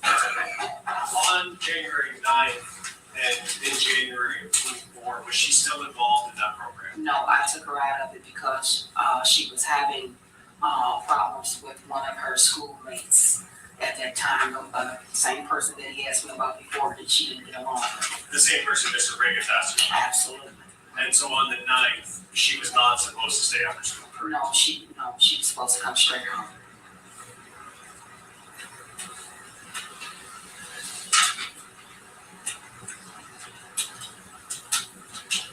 And when she didn't come home, you said that you were driving around looking for her, correct? Yeah. Can you tell us a little bit more about what efforts you made on the 9th to locate her? When I went to the school to go pick my son and daughter up because they were also in the after school program, picked them up, went back to the house. I thought she was there, and when I got to the house and I found out that she wasn't there, I got back in the car and I went back up to the school. And by that time, nobody was there. Nobody was at the school. So now I'm kind of like, I'm frustrated. Now I'm going like, because whenever she wants to stay after school or do something, she would always call me. Hey, Nana, can I stay after school? Or she would call one of her TTs, hey, TT, can I stay after school? So that wasn't my her, so I'm really frustrated now. So now I go back to the house and I'm talking to my daughter, Shannon. I'm going to stop you right there because I don't want to go into what anybody else said. Okay. But you went back to the school. Nobody was at the school. You went back to the house. Nazia is still not there, correct? Correct. Did you go back out looking for her after that? I did. Okay. Where did you go? I was driving around in the neighborhood, everywhere. I'm just looking, just like hoping I'll see her,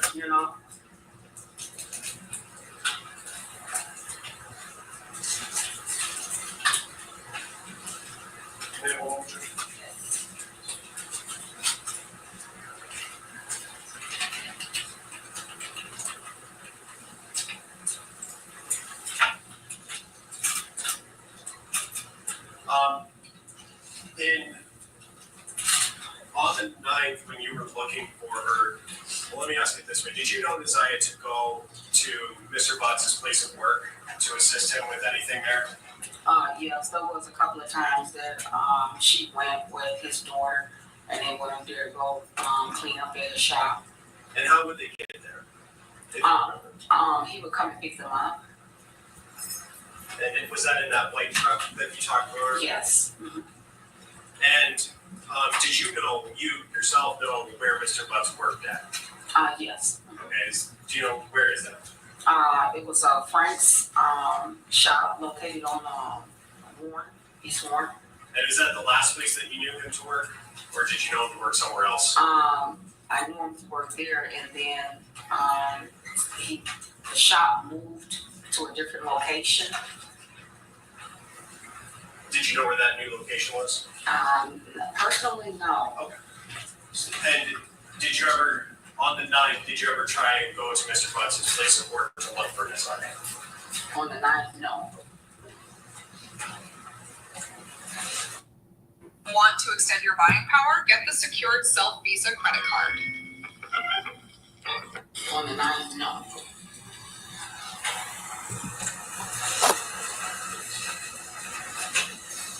Nothing further, Judge. Okay, this here is for done testify. Watch your step. Okay, fine. Now, real quick before I read Top Flight's comments and get into Shannon's, because you can go back and listen to this. For those that ain't paying attention to what she said about that tablet, she said that Nazaya had her tablet, but it only worked around Wi-Fi. Nazaya only had her tablet, so she couldn't contact her. I'm listening with my ears and my thoughts. Yet she took the tablet, but she had it the day she was missing. And she said, I couldn't contact her because her tablet would only work around Wi-Fi. Salute to old boy for opening my eyes to, if she had it the day she was missing, how did y'all get the tablet? Because we can't forget that they said that they went to get the tablet and Shannon went through it, okay? Correct? Top Flight said if Shannon was out there, she would, but if she wasn't, why couldn't she? She said to see the lies and cover-ups, they're going to get charged too.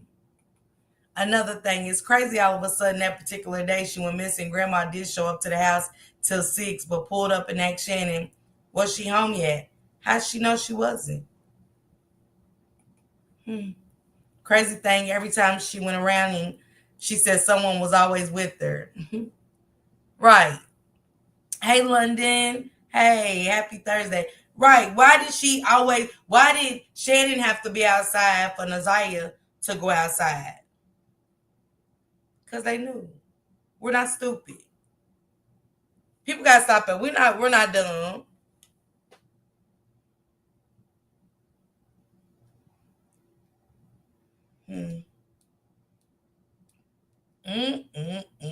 That's why I'm glad I go back and listen to stuff for myself to know what I heard. And that's for all y'all to do. Go back and listen to what y'all heard. Now let's get to Shannon, the monster.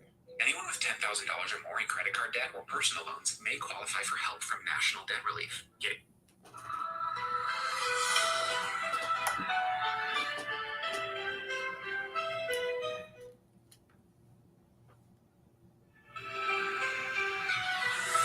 The system's rigged, man, it's time to break free. Eyes wide open, gotta see what I see. Standing on the front lines, fighting for the truth. Lift the veil of lies, it's time to pick the proof. Take a stand, don't you back down. Raise your voice, let's shake the town. We're the voices that won't be ignored. Breaking chains, yeah, we're ready for war. With the power of the people, we'll make them see a world of justice, united and free. United and free. United and free. Marching with a purpose, we're taking it Hey, higher. Bookie. Fighting through the struggle, igniting the fire. No more silence, we'll make the noise loud. Together And another thing I want y'all to take note of, they said, was he allowed in the house on occasion? No. He was always outside. But let's go. this battle standing strong and proud. Injustice fades when courage aligns. Rise up together, break the confines. We're the voices that won't be ignored. Breaking chains, yeah, we're ready for war. Sorry about this music, y'all, for this video.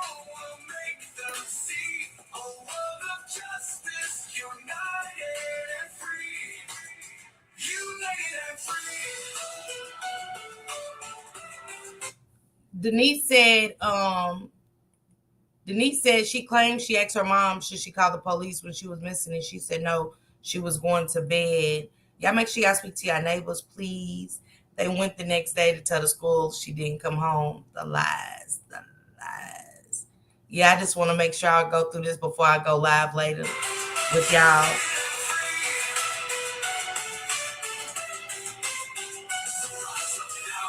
Time to shine. Together we'll write a new paradigm. You paradigm, you paradigm. Whoa, whoa, voices that won't be ignored. Breaking chains, yeah, we're ready for. With the power of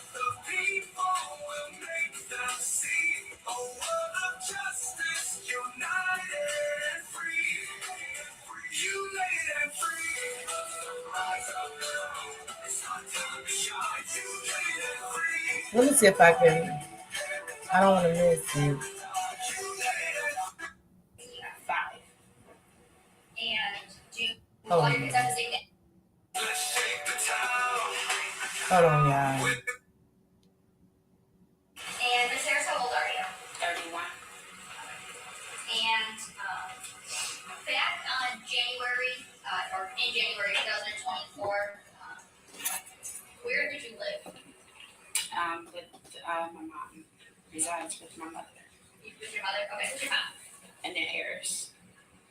And without telling me the exact address, what street did you live on? Bedford. And do you have any children? Yes. How many kids do you have? 5.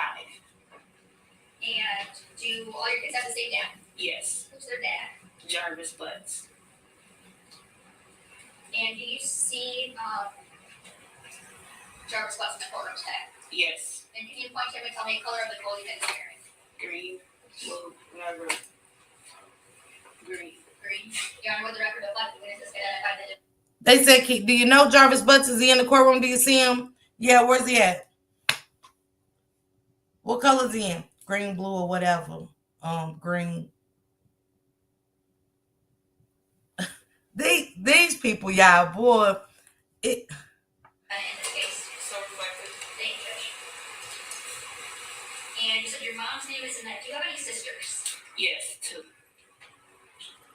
What are their names? Kenyatta Harris and Marquita Harris. Are they older, younger, or something else?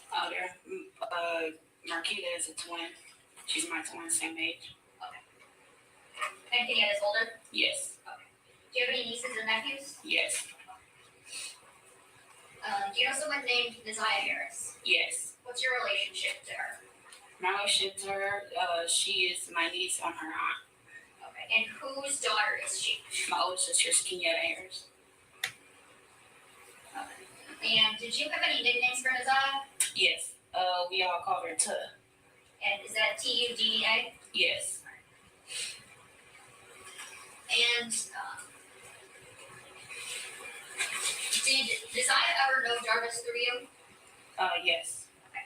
And when did Neziah and Jarvis first meet? When she was little, at age 2.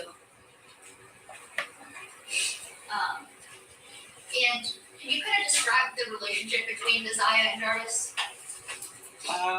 Should be just the uncle and the niece relationship, no more than that. How often would Jarvis be around, like at your house with you?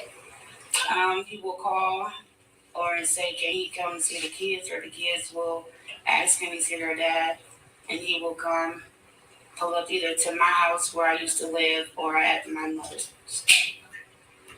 Would Neziah ever be around? All the kids would be around. Justin, you are driving our family into the grave. What? Wait, somebody. Neziah ever be around? All the kids would be around. To your knowledge, would Neziah ever text Jarvis? From my knowledge, no, unless I will have her to text. But to your knowledge, you didn't know. I didn't peep that. I didn't know she said, no, unless I would have her to text. Why would you have Neziah text your baby daddy? I didn't peep that. See what I'm saying? How we miss stuff. Of any kind of separate outside relationship? No. Would there ever be times where, where did you know Jarvis Butts to work? Pardon? Where did you know Jarvis Butts to work? Where did I know him to work at? Yes. He worked at 2 different locations. The first location would be on East Warren, and the other location would be on Grashford and Connor. And what were those locations? Those are the auto repair shop. Okay. Would you ever know Neziah to help Jarvis Butts at his shop? Yes. He will call me and say, hey, if I can get our daughter and Messiah come and work up at the shop. And I would say, let me ask my mom first regarding Messiah. And which daughter of yours would that be? That would be my oldest, Janiyah. Would you ever know Messiah to go to Jarvis's shop alone? No.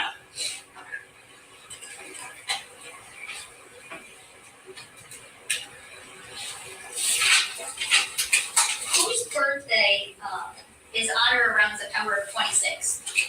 That's my fourth oldest birthday.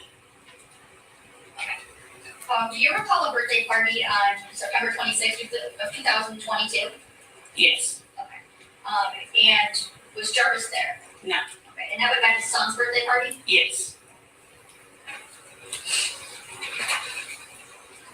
Were there ever times that you would text Jarvis off of a text now number? The only time I would text Jarvis off a text now number is if my phone is off.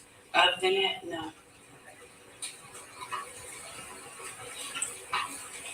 And do you recall the numbers that you would text Jarvis from?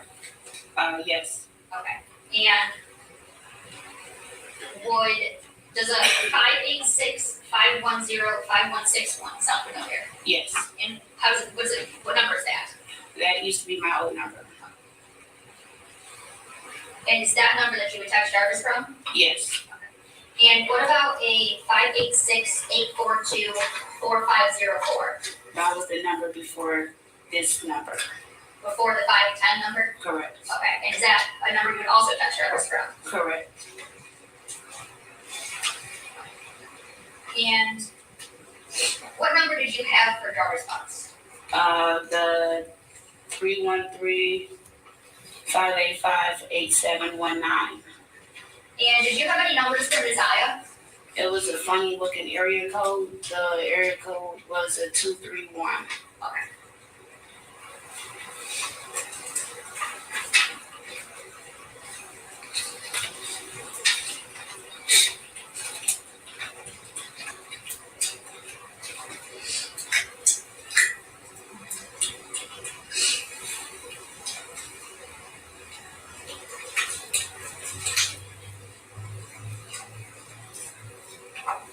I'm going to show you some messages from People's Exhibit 16 and ask you some questions about them, okay? Okay. You're in a man approach. Yes.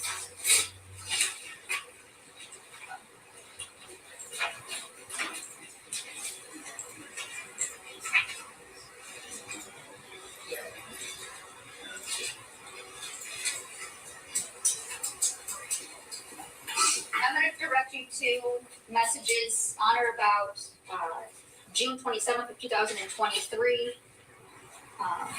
Do you recall those messages? Did you send any of those messages to Jarvis Butts?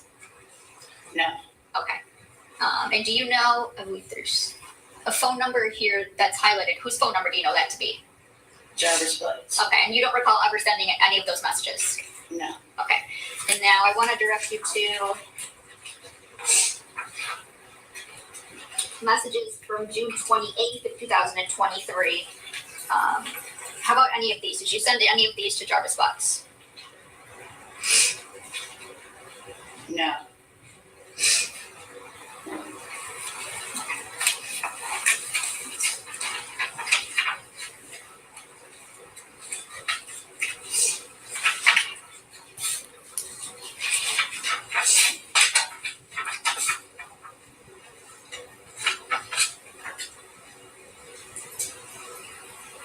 What about any messages from July 2nd of 2023?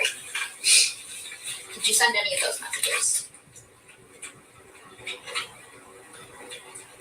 No.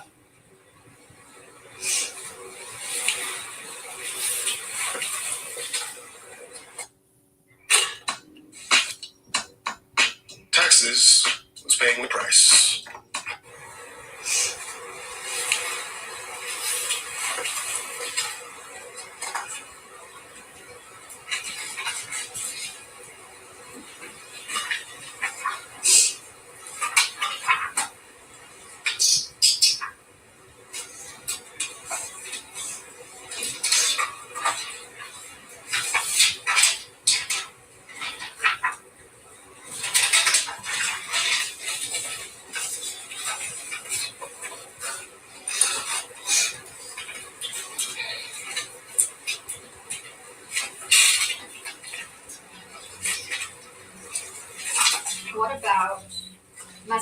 from August 26th, 2023. Did you send any of those to Jarvis Butts?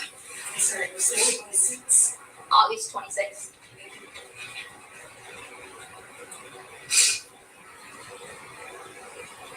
No, these aren't my messages.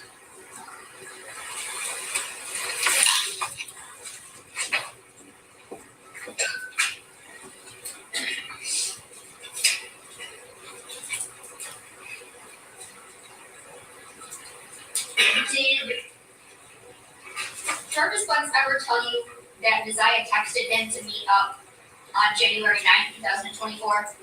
No. Did you tell Jarvis Butts about not being able to locate Desire on January 9th, 2024? Yes. And tell me, how did you tell him that?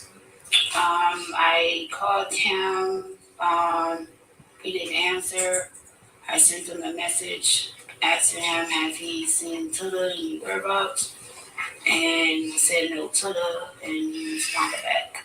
Oh, I didn't hear what you said. The last part. Last part, I texted him. Well, first I called him. He didn't answer. The second time, I sent him a message. Still no Tuda. He replied back, "Oh wow." Okay, thanks. Okay. And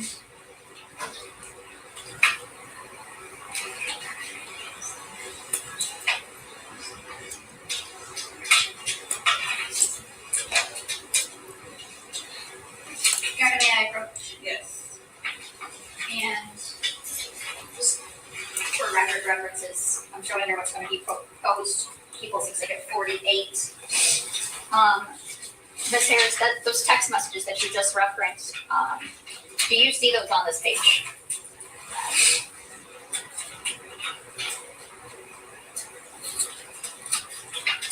Yes. Okay.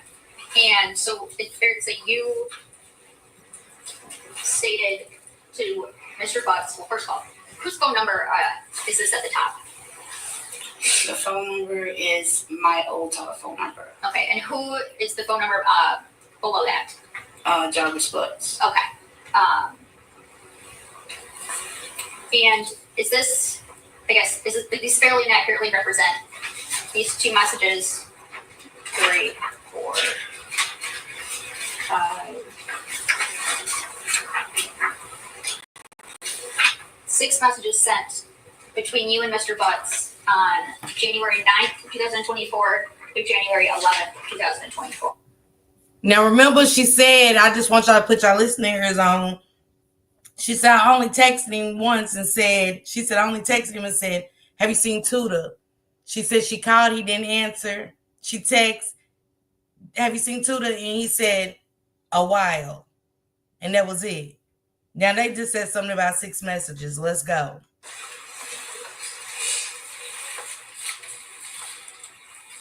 The first page is, yes, it's correct. Second page is correct.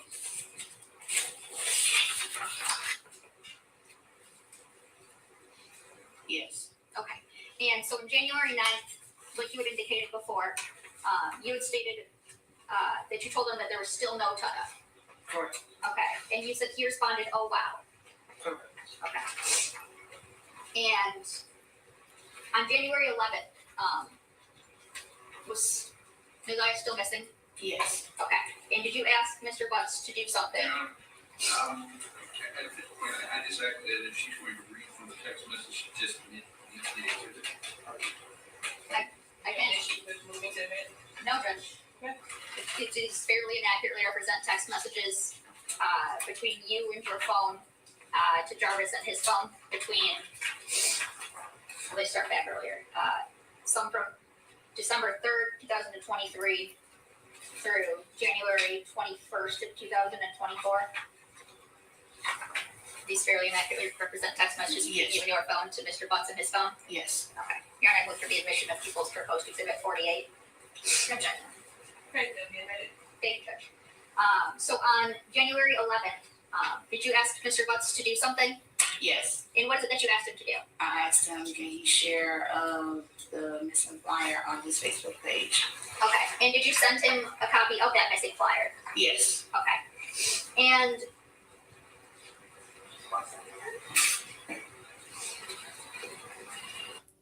if you owe IRS back taxes but can't afford to pay the IRS in full, there's a new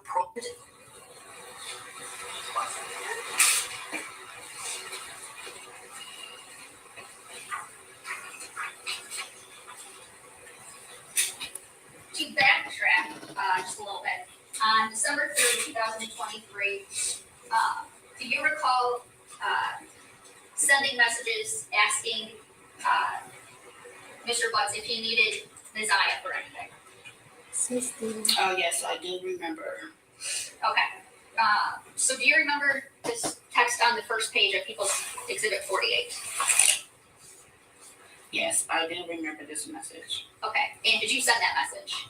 Yes. Okay. And what did the message say? Tilla said, do you still need her too? Okay. And do you know what's that referring to? It was, Tilla had asked me to contact Jarvis and see if he still needed them to clean up. Okay. And that would be to clean up his shop? Yes. Okay. And to fast forward, on January 21st, 2024, you sent some messages to Mr. Butts. Is that fair to say? Yes. Okay. And can you read these last 3 messages?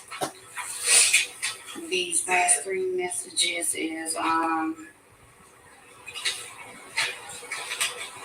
to be honest, these messages I seen into the inbox to you, I really don't know what to believe anymore. Stay away, Ramon, I mean it. The next message is, I don't know what to say, or Tilla is gone. Since this shit doesn't sit right with me, call it what you want, I'm good, period. It says, this for life. Nigga, I thought about it, and you can pass it.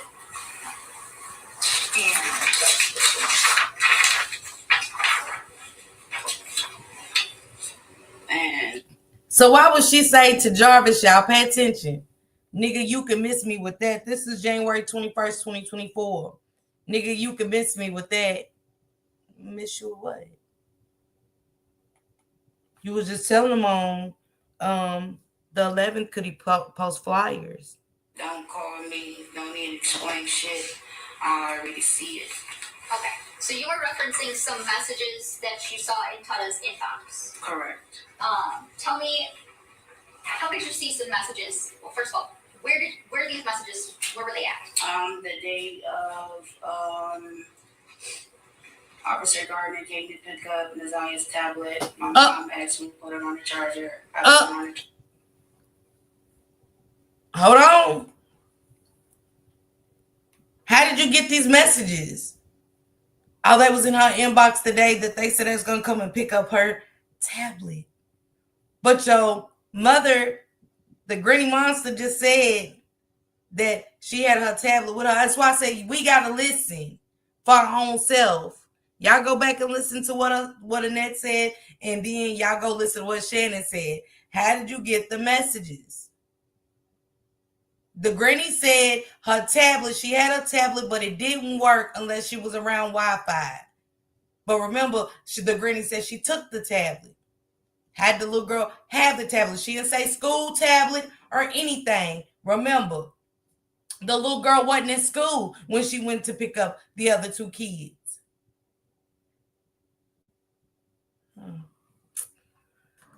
Baby, when you go back and listen, you catch a lot. Nazia's tablet. My mom asked me to put it on the charger. I put it on the charger. Officer Gardner, after that, Officer Gardner called and said she's on her way. Without saying what? Okay, I'm sorry. The officer had called and said that they was on their way to come pick up the tablet. Okay. So Sustain, as far as you're saying. yes, thank you, Judge. Okay, continue. So the tablet, before the tablet was picked up, I looked inside Tilla's tablet. She has 2 passwords that I normally know. Why now? All the time that tablet had been there. Ain't nobody paying attention to that. All the time that the girl's missing. And y'all want to look through the tablet the day of the detective Garner saying, I'm on my way to get that tablet. You opened that tablet and went through it. Why that day? So one of them is referenced for her brother's birthday, and the other one is referenced from my password. So I put the first password in, it didn't work. So I put the second password in. So the first thing I went to was Instagram, which I was scrolling. And I seen Jarvis Buck's Instagram page. I clicked on his page, and I seen 2 messages. Okay, and insurance might owe you more money than you think. Find out if your case qualifies by entering the page and filling out the form. Unless. And what were the messages that you saw? Who were they between, first of all? Naziah, my niece, and Jarvis. Okay. And what were the messages that you seen? It was roughly 2 messages that I have seen that I can recall.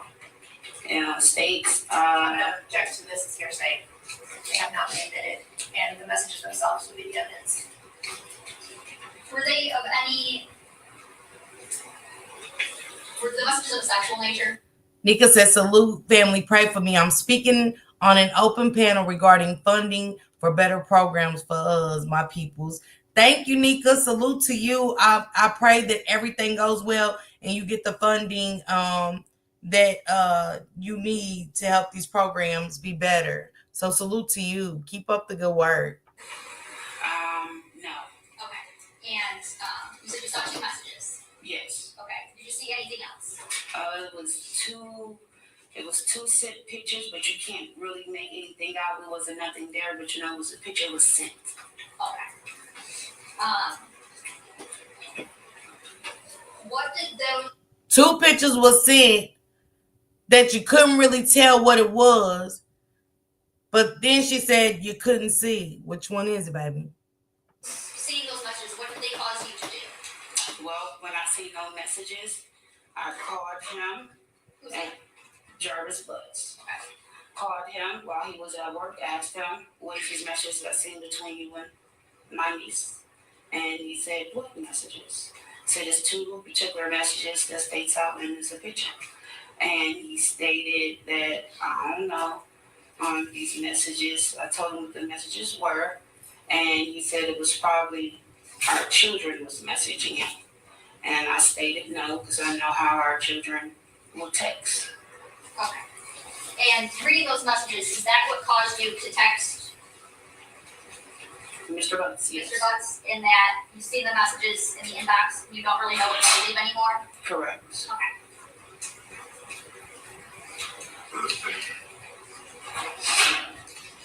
One second.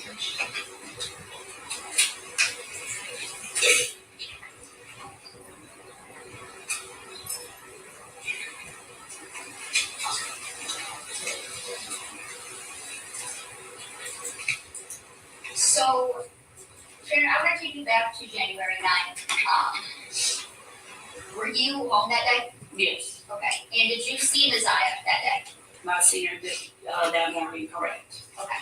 And do you remember what she was wearing at all? Her coat and her uniform at the time.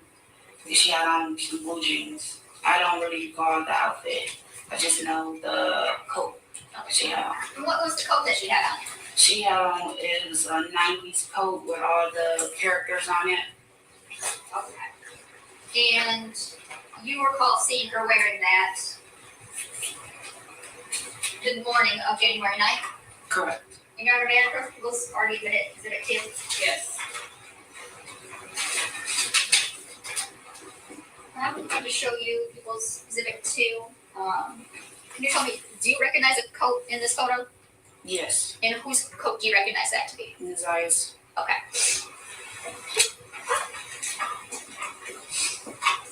Now, after you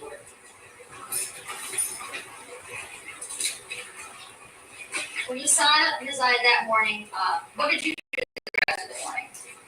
Nothing. I was at home with my mom and my 2 children.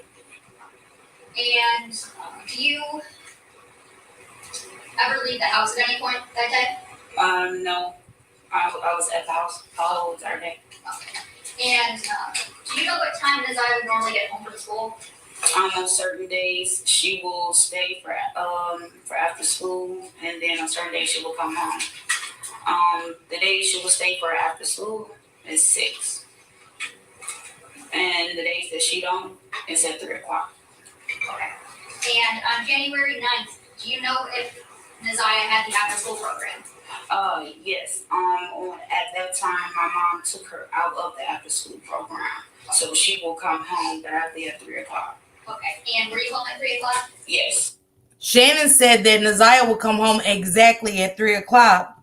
But when they asked Annette what time she gets home, she said 3 or 5 or later. 3 o'clock. Let me see. And did you see Neziah come home? No. Okay. And did you see her come home at all the rest of the night? No. Okay. Did you leave at any point after 3 o'clock? No. Okay. Did you, when Neziah didn't come home, did that cause you to experience or feel any type of way? It did. When she didn't come home is when my mom went to go pick up the other 2 children from the after school program. They knocked on the door and they had asked a question and said, Objection. Sounds like hearsay. what is that? You got a response or? A question is a hearsay, technically. I think she said. She has a question? Yes, get ready to say a question. Okay, What was the question? The 2 children had asked me, Mom said, did Neziah come home? The hearsay is Mom said. Okay, so were you asked directly whether Neziah came home? So my mom was still in the car. I was inside the house. They was coming to the house, walking up to the door. When I opened the door. Remember, Annette said she went in the house and asked Shannon, has Neziah made it home yet? And now Shannon is saying the 2 kids knocked on the door and said her mother was still in the car. They asked me. Mom said, did Neziah come home? I said no. Okay. And was Neziah home at all? No. Okay. And did you do any sort of looking for Neziah that night? Yes. What did you do? I called my twin sister. I called some of her friends that I know that stays close by. If they had seen Neziah, heard from Neziah and everything. And when I reached out to her, she said no. Her friend said no. So after that, I asked my mom, did she want me to call police? She said no, she will take it up in the morning. Hold on, y'all. She said she asked her mom, do you want me to call the police? And then Granny Monster said no, I'll take care of it tomorrow. This is Auntie Monster saying Annette told her now.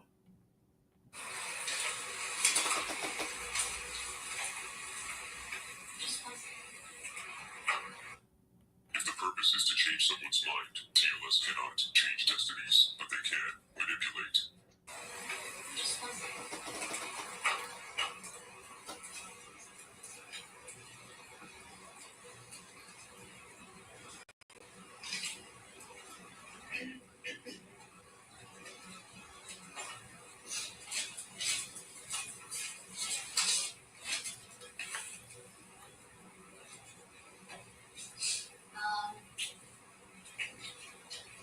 Shannon, did you know Neziah to have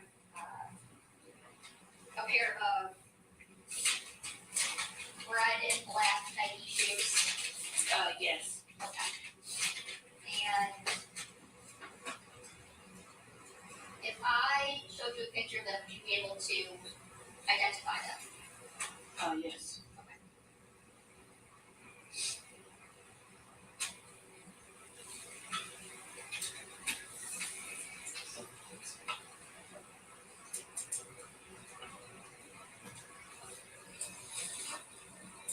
Now remember they found some red they found some red Nike shoes, right? But when y'all go back and look at the last camera showing her leaving, her shoes was black and white. Hey, Rob. Happy Thursday, baby. For the record, this is going to be from People's Post Exhibit 14, and it'll be picture 34. Do you recognize these shoes? Yes, that's a pair of shoes that my mom bought for to her birthday. Okay. Thank you.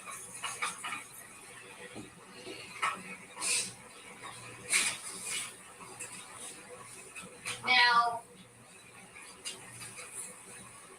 back on the 9th, you said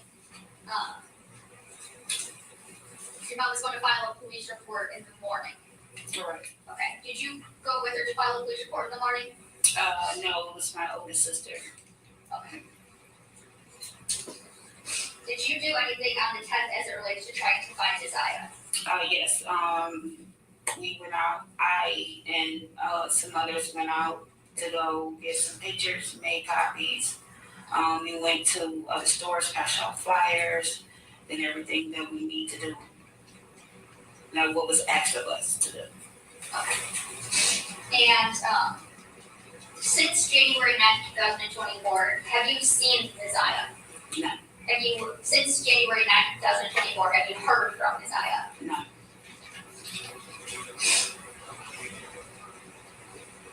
Nothing further at this time, Judge. Thank you, Judge. Ms. Harris, I also have some questions for you. You and Mr. Butts have been, or you've known him for about 12 years? Correct. And it's fair to say that you were in a dating relationship with him for most of that time? Correct. But towards the end, like last year, it was more off and on, fair to say? No, it was on and off for years. For years, okay. But you have 5 children with him? Correct. And this relationship that you had with him, even towards the end when it was on, it was a sexual relationship, right? Correct. Who was it, Dior? Sometimes you go to a hotel to have sex with him? Correct. Yeah. Yes. And that hotel was the Park Preston? Or the SharePoint. There was more than one. Multiples, yes. Okay. But one of them was the Park Rest. Said yes. Correct. And then it's in Harper Woods? Correct. On Harper? Correct. Okay. Do you know if Mr. Butts, or do you suspect that Mr. Butts has taken other women to those motels also? Correct. You do? I believe you said that you have, of your 5 children with him, 2 are girls? Yes. And 3 are boys? Correct. And in January of this time, well, January 2023, you were living with your mother on Bedford, correct? Correct. Prior to that, were you living in Clinton Township? Correct. When did you leave Clinton Township home and move to the Bedford home? October. That's a good question, Dior. Dior said, hold on, y'all. Oh, my goodness. Dior said, so when did the friend say she told them she was running away and to whom? And Dior's also saying that wasn't Naziah in that picture walking. Look like her to me, Dior, but you know, I got to go back and look. That's why I'm trying to kind of go through my notes and watch stuff. 23.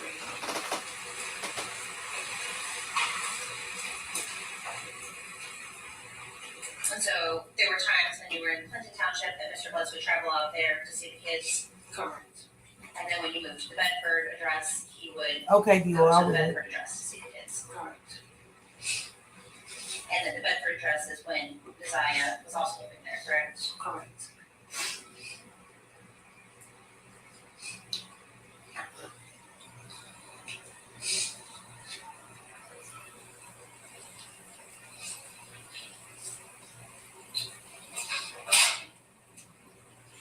And I believe you just testified that on January the 9th, you were living at that house. Correct. And you were there during the day. Correct. And so were you one of the first people that realized that Naziah did not come home when she was expected to be home? No, I didn't realize it until I had got a question by the other kids and asked did I have Nasiah came home yet or have I seen her? And I said no. Do you remember what time that was in the afternoon? That was in the evening. My mom picked them up 6 o'clock. So that was about 3 hours later than she normally should have been home? Correct. Was that surprising? Yes, it was. Right, Dior, but pay attention, Dior. That's what we're saying. When I went back, because, you know, I'm watching everything, and some say, go back and listen. And it was a subscriber the other day was like, Tasha, think about it. On the stand, the grandmother said Nasiah had her tablet that day, but she couldn't contact her through the tablet because she had to be by Wi-Fi. I was like, he was like, but how did they get the tablet when the detectives was coming to get the tablet? I was like, damn, he said, so that means the little girl went home. So that's why I'm saying when y'all see her walking and stuff like that, she didn't have on what was put out that day that was missing when they found them clothes of hers. Could it be that she went home and changed clothes? Could it be what they saying it is? We won't know until the court date, but it just, I'm going off of what they saying that ain't adding up. But yeah, that's what I'm saying. That's what she had on allegedly from the last time, Dior. So yeah, I'm gonna run it back. Yes, it was. One, we thought that she was at the after school program. But it didn't dawn on no one until my mom came back to the house and she wasn't here or she wasn't in the car when they had got in the car. So when you all realized that she wasn't at school and she wasn't at home, was that surprising? Yes. But you didn't go to the police that night? No. Did she ever not return home previously? No, this is her first time ever doing this. Did she have friends in the neighborhood that she would go visit? Yes. And you said that those are folks that you contacted to ask? Yes.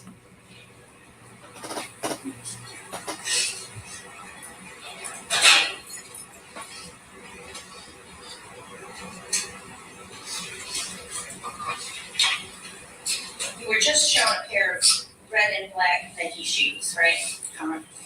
And you identified those shoes as being Nasiah's shoe. Is that correct? Correct.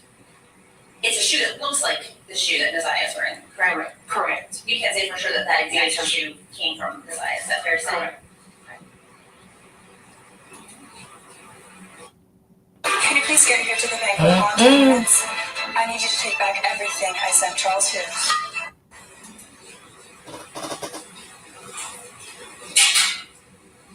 I think you testified that very rarely would you ever use text now to contact Mr. Butts. Right. Only if your phone was turned off. Right. And that was not very often. Right. Would Nasiah ever have access to your phone to use it? Yes, like she would ask, hey, TT, can I see your phone? Sure, I wouldn't mind. Yes. And so, would you text from that phone? Probably, yes. Did you ever notice any text from No. her on your phone? No. Did you ever notice that she had used your text now app? No, the only time when I would notice something and say if me and Jarvis would we won't be on the same page seeing eye to eye, and I would call him and he said, why you gonna call me? Or like why you continue to keep calling me? And I would say I haven't called you all day or in 2 days. Then I would go ask my kids like, hey, are y'all calling your dad? Because I haven't called him. And until you looked in Nasiah's Instagram account. Dior said, and the last photo on the tablet was not recent. Doesn't match the picture of her on the bus, and the picture of her with that jacket was taken off her. It's not a selfie, no phone in her hand, and look behind her.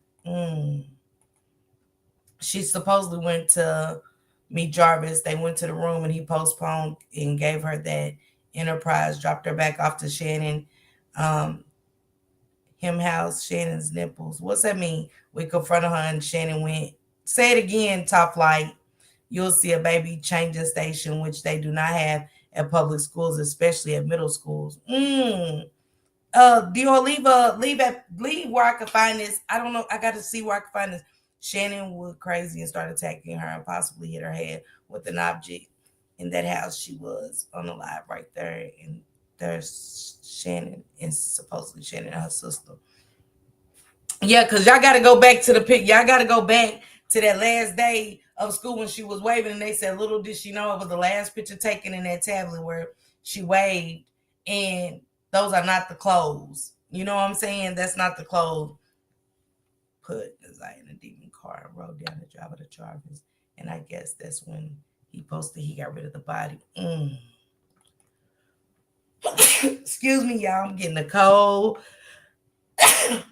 Y'all could probably hear me coughing back here, sneezing, but. Did you ever notice anything on your phone that caused you to be concerned? No. Between Messiah and Mr. Butts? No.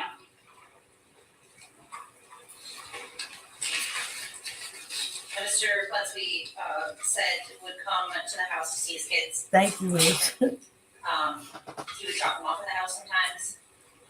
He would take them places. Yes. He would pick Janiyah up from there. Depending on like if he will pick up the kids, if I need him to pick up the kids from the pick up or drop off spot for school, he will do that. Yeah. And then take them either to Flint Township when you lived there or to the Bedford Street address. Correct. Okay. But most times he wouldn't even come to the house, right? He will come to the house. He will call me first before he will come. Would he come into the house physically, or would he sit in his truck outside? 50%. He will sit in the car and wait till the kids come outside, or he will knock on the door. Okay. Would he be in the house for any length of time? Only if I'm inside the house. Like he was visiting with you? Yes. Okay. So you never knew a time that Mr. Butts would have been alone in the house with Messiah? No. Remember, Ned said no. She said he'd only be outside. They said not even occasionally. No, he would be outside. He would be outside in the driveway. Can't think of a time when he would have been in the house and had gone down to the basement with her? No. Or any other room in the house alone? No. Would Mr. Butts have ever been at that house if another adult, like you or your mother, weren't there? He will, what we said. Would Mr. Butts ever be at the house if you or your mother weren't there? No. It will be me or another person.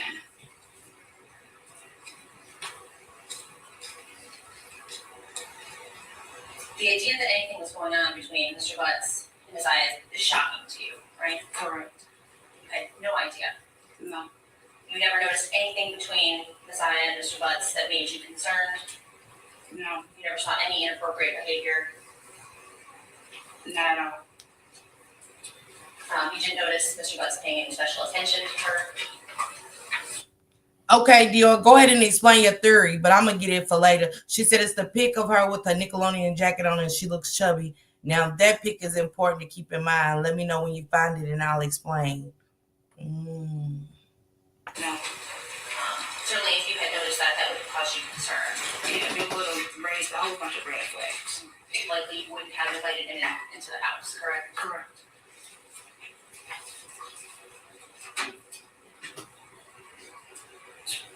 You found it hard to believe even that Mr. Butts would hurt Messiah.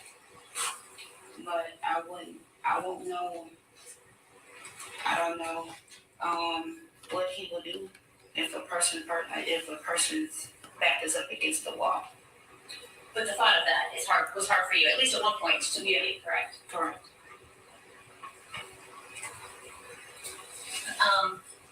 Now, during the time that you and Mr. Butts were together, you had children with other women.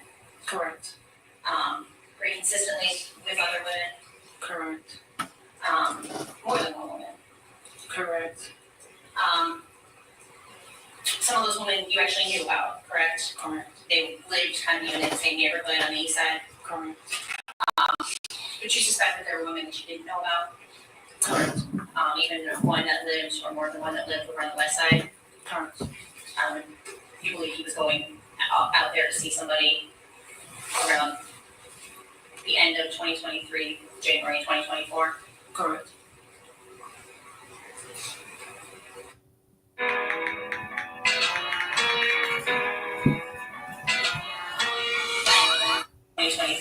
January 2024? Correct.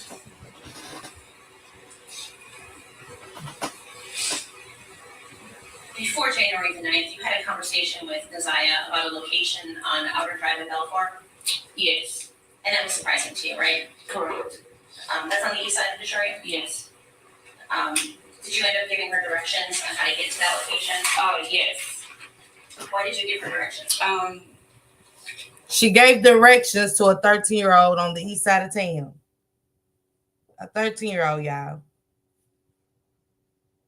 I was just getting out the shower and just getting myself together. She asked me, she said, "Hey, Titi," she said, "where is Belfort and Outer Drive?"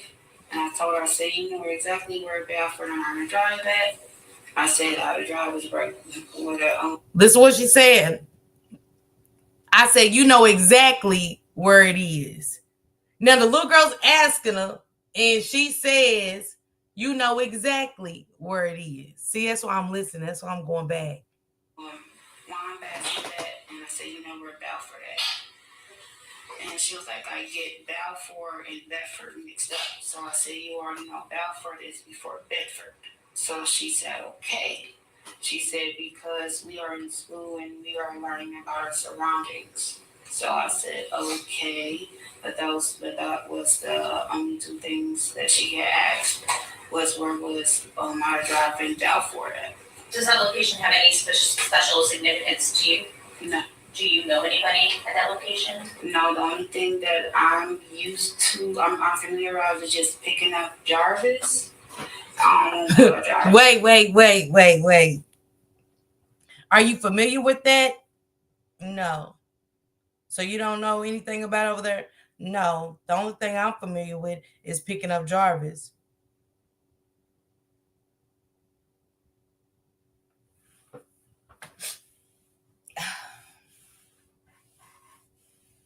Y'all, look. She said, "I strongly believe that Vari and Nazaya have the same father." Why you believe that, Dior? Are you familiar with this area, Miss Parker? No.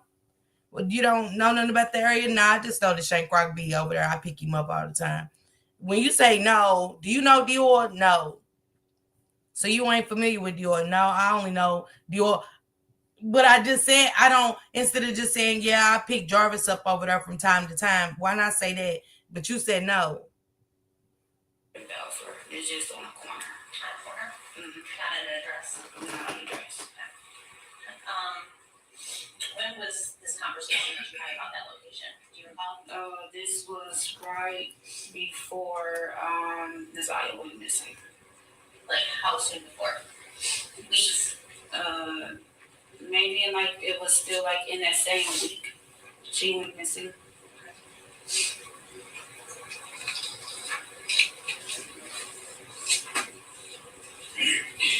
Mr. Butts didn't have his own vehicle, fair to say? No, he didn't. He generally used his female vehicles. Did you know Mr. Butts to park at one location and maybe walk to another to kind of try to remain undetected? Pretty much, yes. So would it be not out of the ordinary for you to have to pick him up at a random, or what seemed to be a random location to you? Correct. You lived with Nazaya for, you said, from about October until January the 9th. Correct. So you spent a lot of time around her? Yes. You knew her mannerisms? Yes. Her demeanor? Yes. Her moods? Yes. And you know what's crazy, Dior, because remember they said allegedly that lady did have a baby. This allegedly, but they did say lady had a baby by a family member. Y'all, I'm glad I went back and listened, and I'm gonna go back and listen one more time. You know, I'm gonna listen as much as for real, as much as possible, just to make sure I know what I'm hearing and stuff. And it's just sad, it's sick. It's all over the place. Oh, I ain't even know that. Yeah, they said that. With you saying that, you know what I'm saying? With you saying that, yes, they put. It's a lot of stuff on Facebook that family members is writing and taking down and stuff like that. And you know, like I said, we listened to Sierra last night and stuff, and was talking about, you know, certain things. And so yeah, so I'm gonna, you know, tonight we're gonna go down there, and hopefully I get those pictures. Top Flight, when you get home, see if you got those pictures for me of Naziah and stuff like that. And man, I'm getting out of here for now. My allergies, I'm sneezing, I'm coughing. She said also, if Naziah was to wear a uniform, then why everyone report? Man, did you listen, Dior? I listened. She said she had on her uniform. And I don't know if y'all know what uniforms is. Because Annette said she had on a blue hoodie, the jacket with the fur, and some blue powder jeans. But Shannon got on there and said uniform, which I have seen her in pictures with uniform on, with a uniform. Thanks, Dio. I appreciate that. Yeah, let me write that down. Because look, y'all, I always tell y'all, I'm taking notes because I want to make sure I heard what I heard and stuff like that. So, yeah, let's stick to the uniform, too. Sometimes it just goes over our heads, little certain stuff. But I definitely heard her say about the uniform. And man, y'all, prayers to Kenya Mitchell. I hope she gets the justice for her son. That's crazy. For the lady that's locked up. I think they did expedite her from Georgia and stuff for doing that baby like that up in Detroit. I want to touch on that trial because I want to see about the father being in the area and not realizing his son was missing for so long and stuff like that. So yeah, she said, I'll be on it. I used to have a true crime channel, LOL. Okay, you need to get back to it, Dior. You know what I'm saying? I tell you, I get this. This is the time to get back into that, you know. So yeah, man, if y'all have to travel by plane, please be safe. I got hella cases to cover. Yeah, I think you should get back to it, Dior. Thank y'all so much for supporting the channel, for the super sticker, super chats, helping me reach my goals. I appreciate each and every one of y'all. Thank y'all so much for just coming through and having coffee and conversation with me. This morning, my coffee is gone. I needed it, but yeah, I'm catching a cold. And for those that's having this flu going around, man, y'all still wear your mask, still wash your hands, keep hand sanitizer, be mindful. Whatever's going around is hitting everybody, and it's hitting everybody bad. It's hitting everybody quick. And we know that C-19 is still around, and it is a form of flu. So let's be mindful to wear masks and still stay safe out there, okay? I appreciate each and every one of y'all for pulling up with me today. And she said, tell Callie to link us. I'll send you pics and stuff. Okay. All right, Dior. I'll tell her as soon as I get out for her. As soon as I get out. Thank you so much, Dior. Thank you, Top Flight. Thank you, Miss Wish. Thank you, Nola. Thank you, Rob. Thank you, Sister Denise, for sending me the stories, keeping me updated on a lot of stuff that I missed and stuff like that. And again, salute to you, Tootie Unson. So keep going. Keep her name alive. You know, keep her name alive. Don't stop. Don't let these subscribers and people that don't care about this baby throw you off your journey of keeping her name alive. You know what I'm saying? So yeah, you stay blessed too, Dior. I'm Bright. Tell Callie to link us so you can send me some pictures and stuff. And I'm Bright. Check now. Top Flight. Y'all have a blessed day, okay? Thank you so much.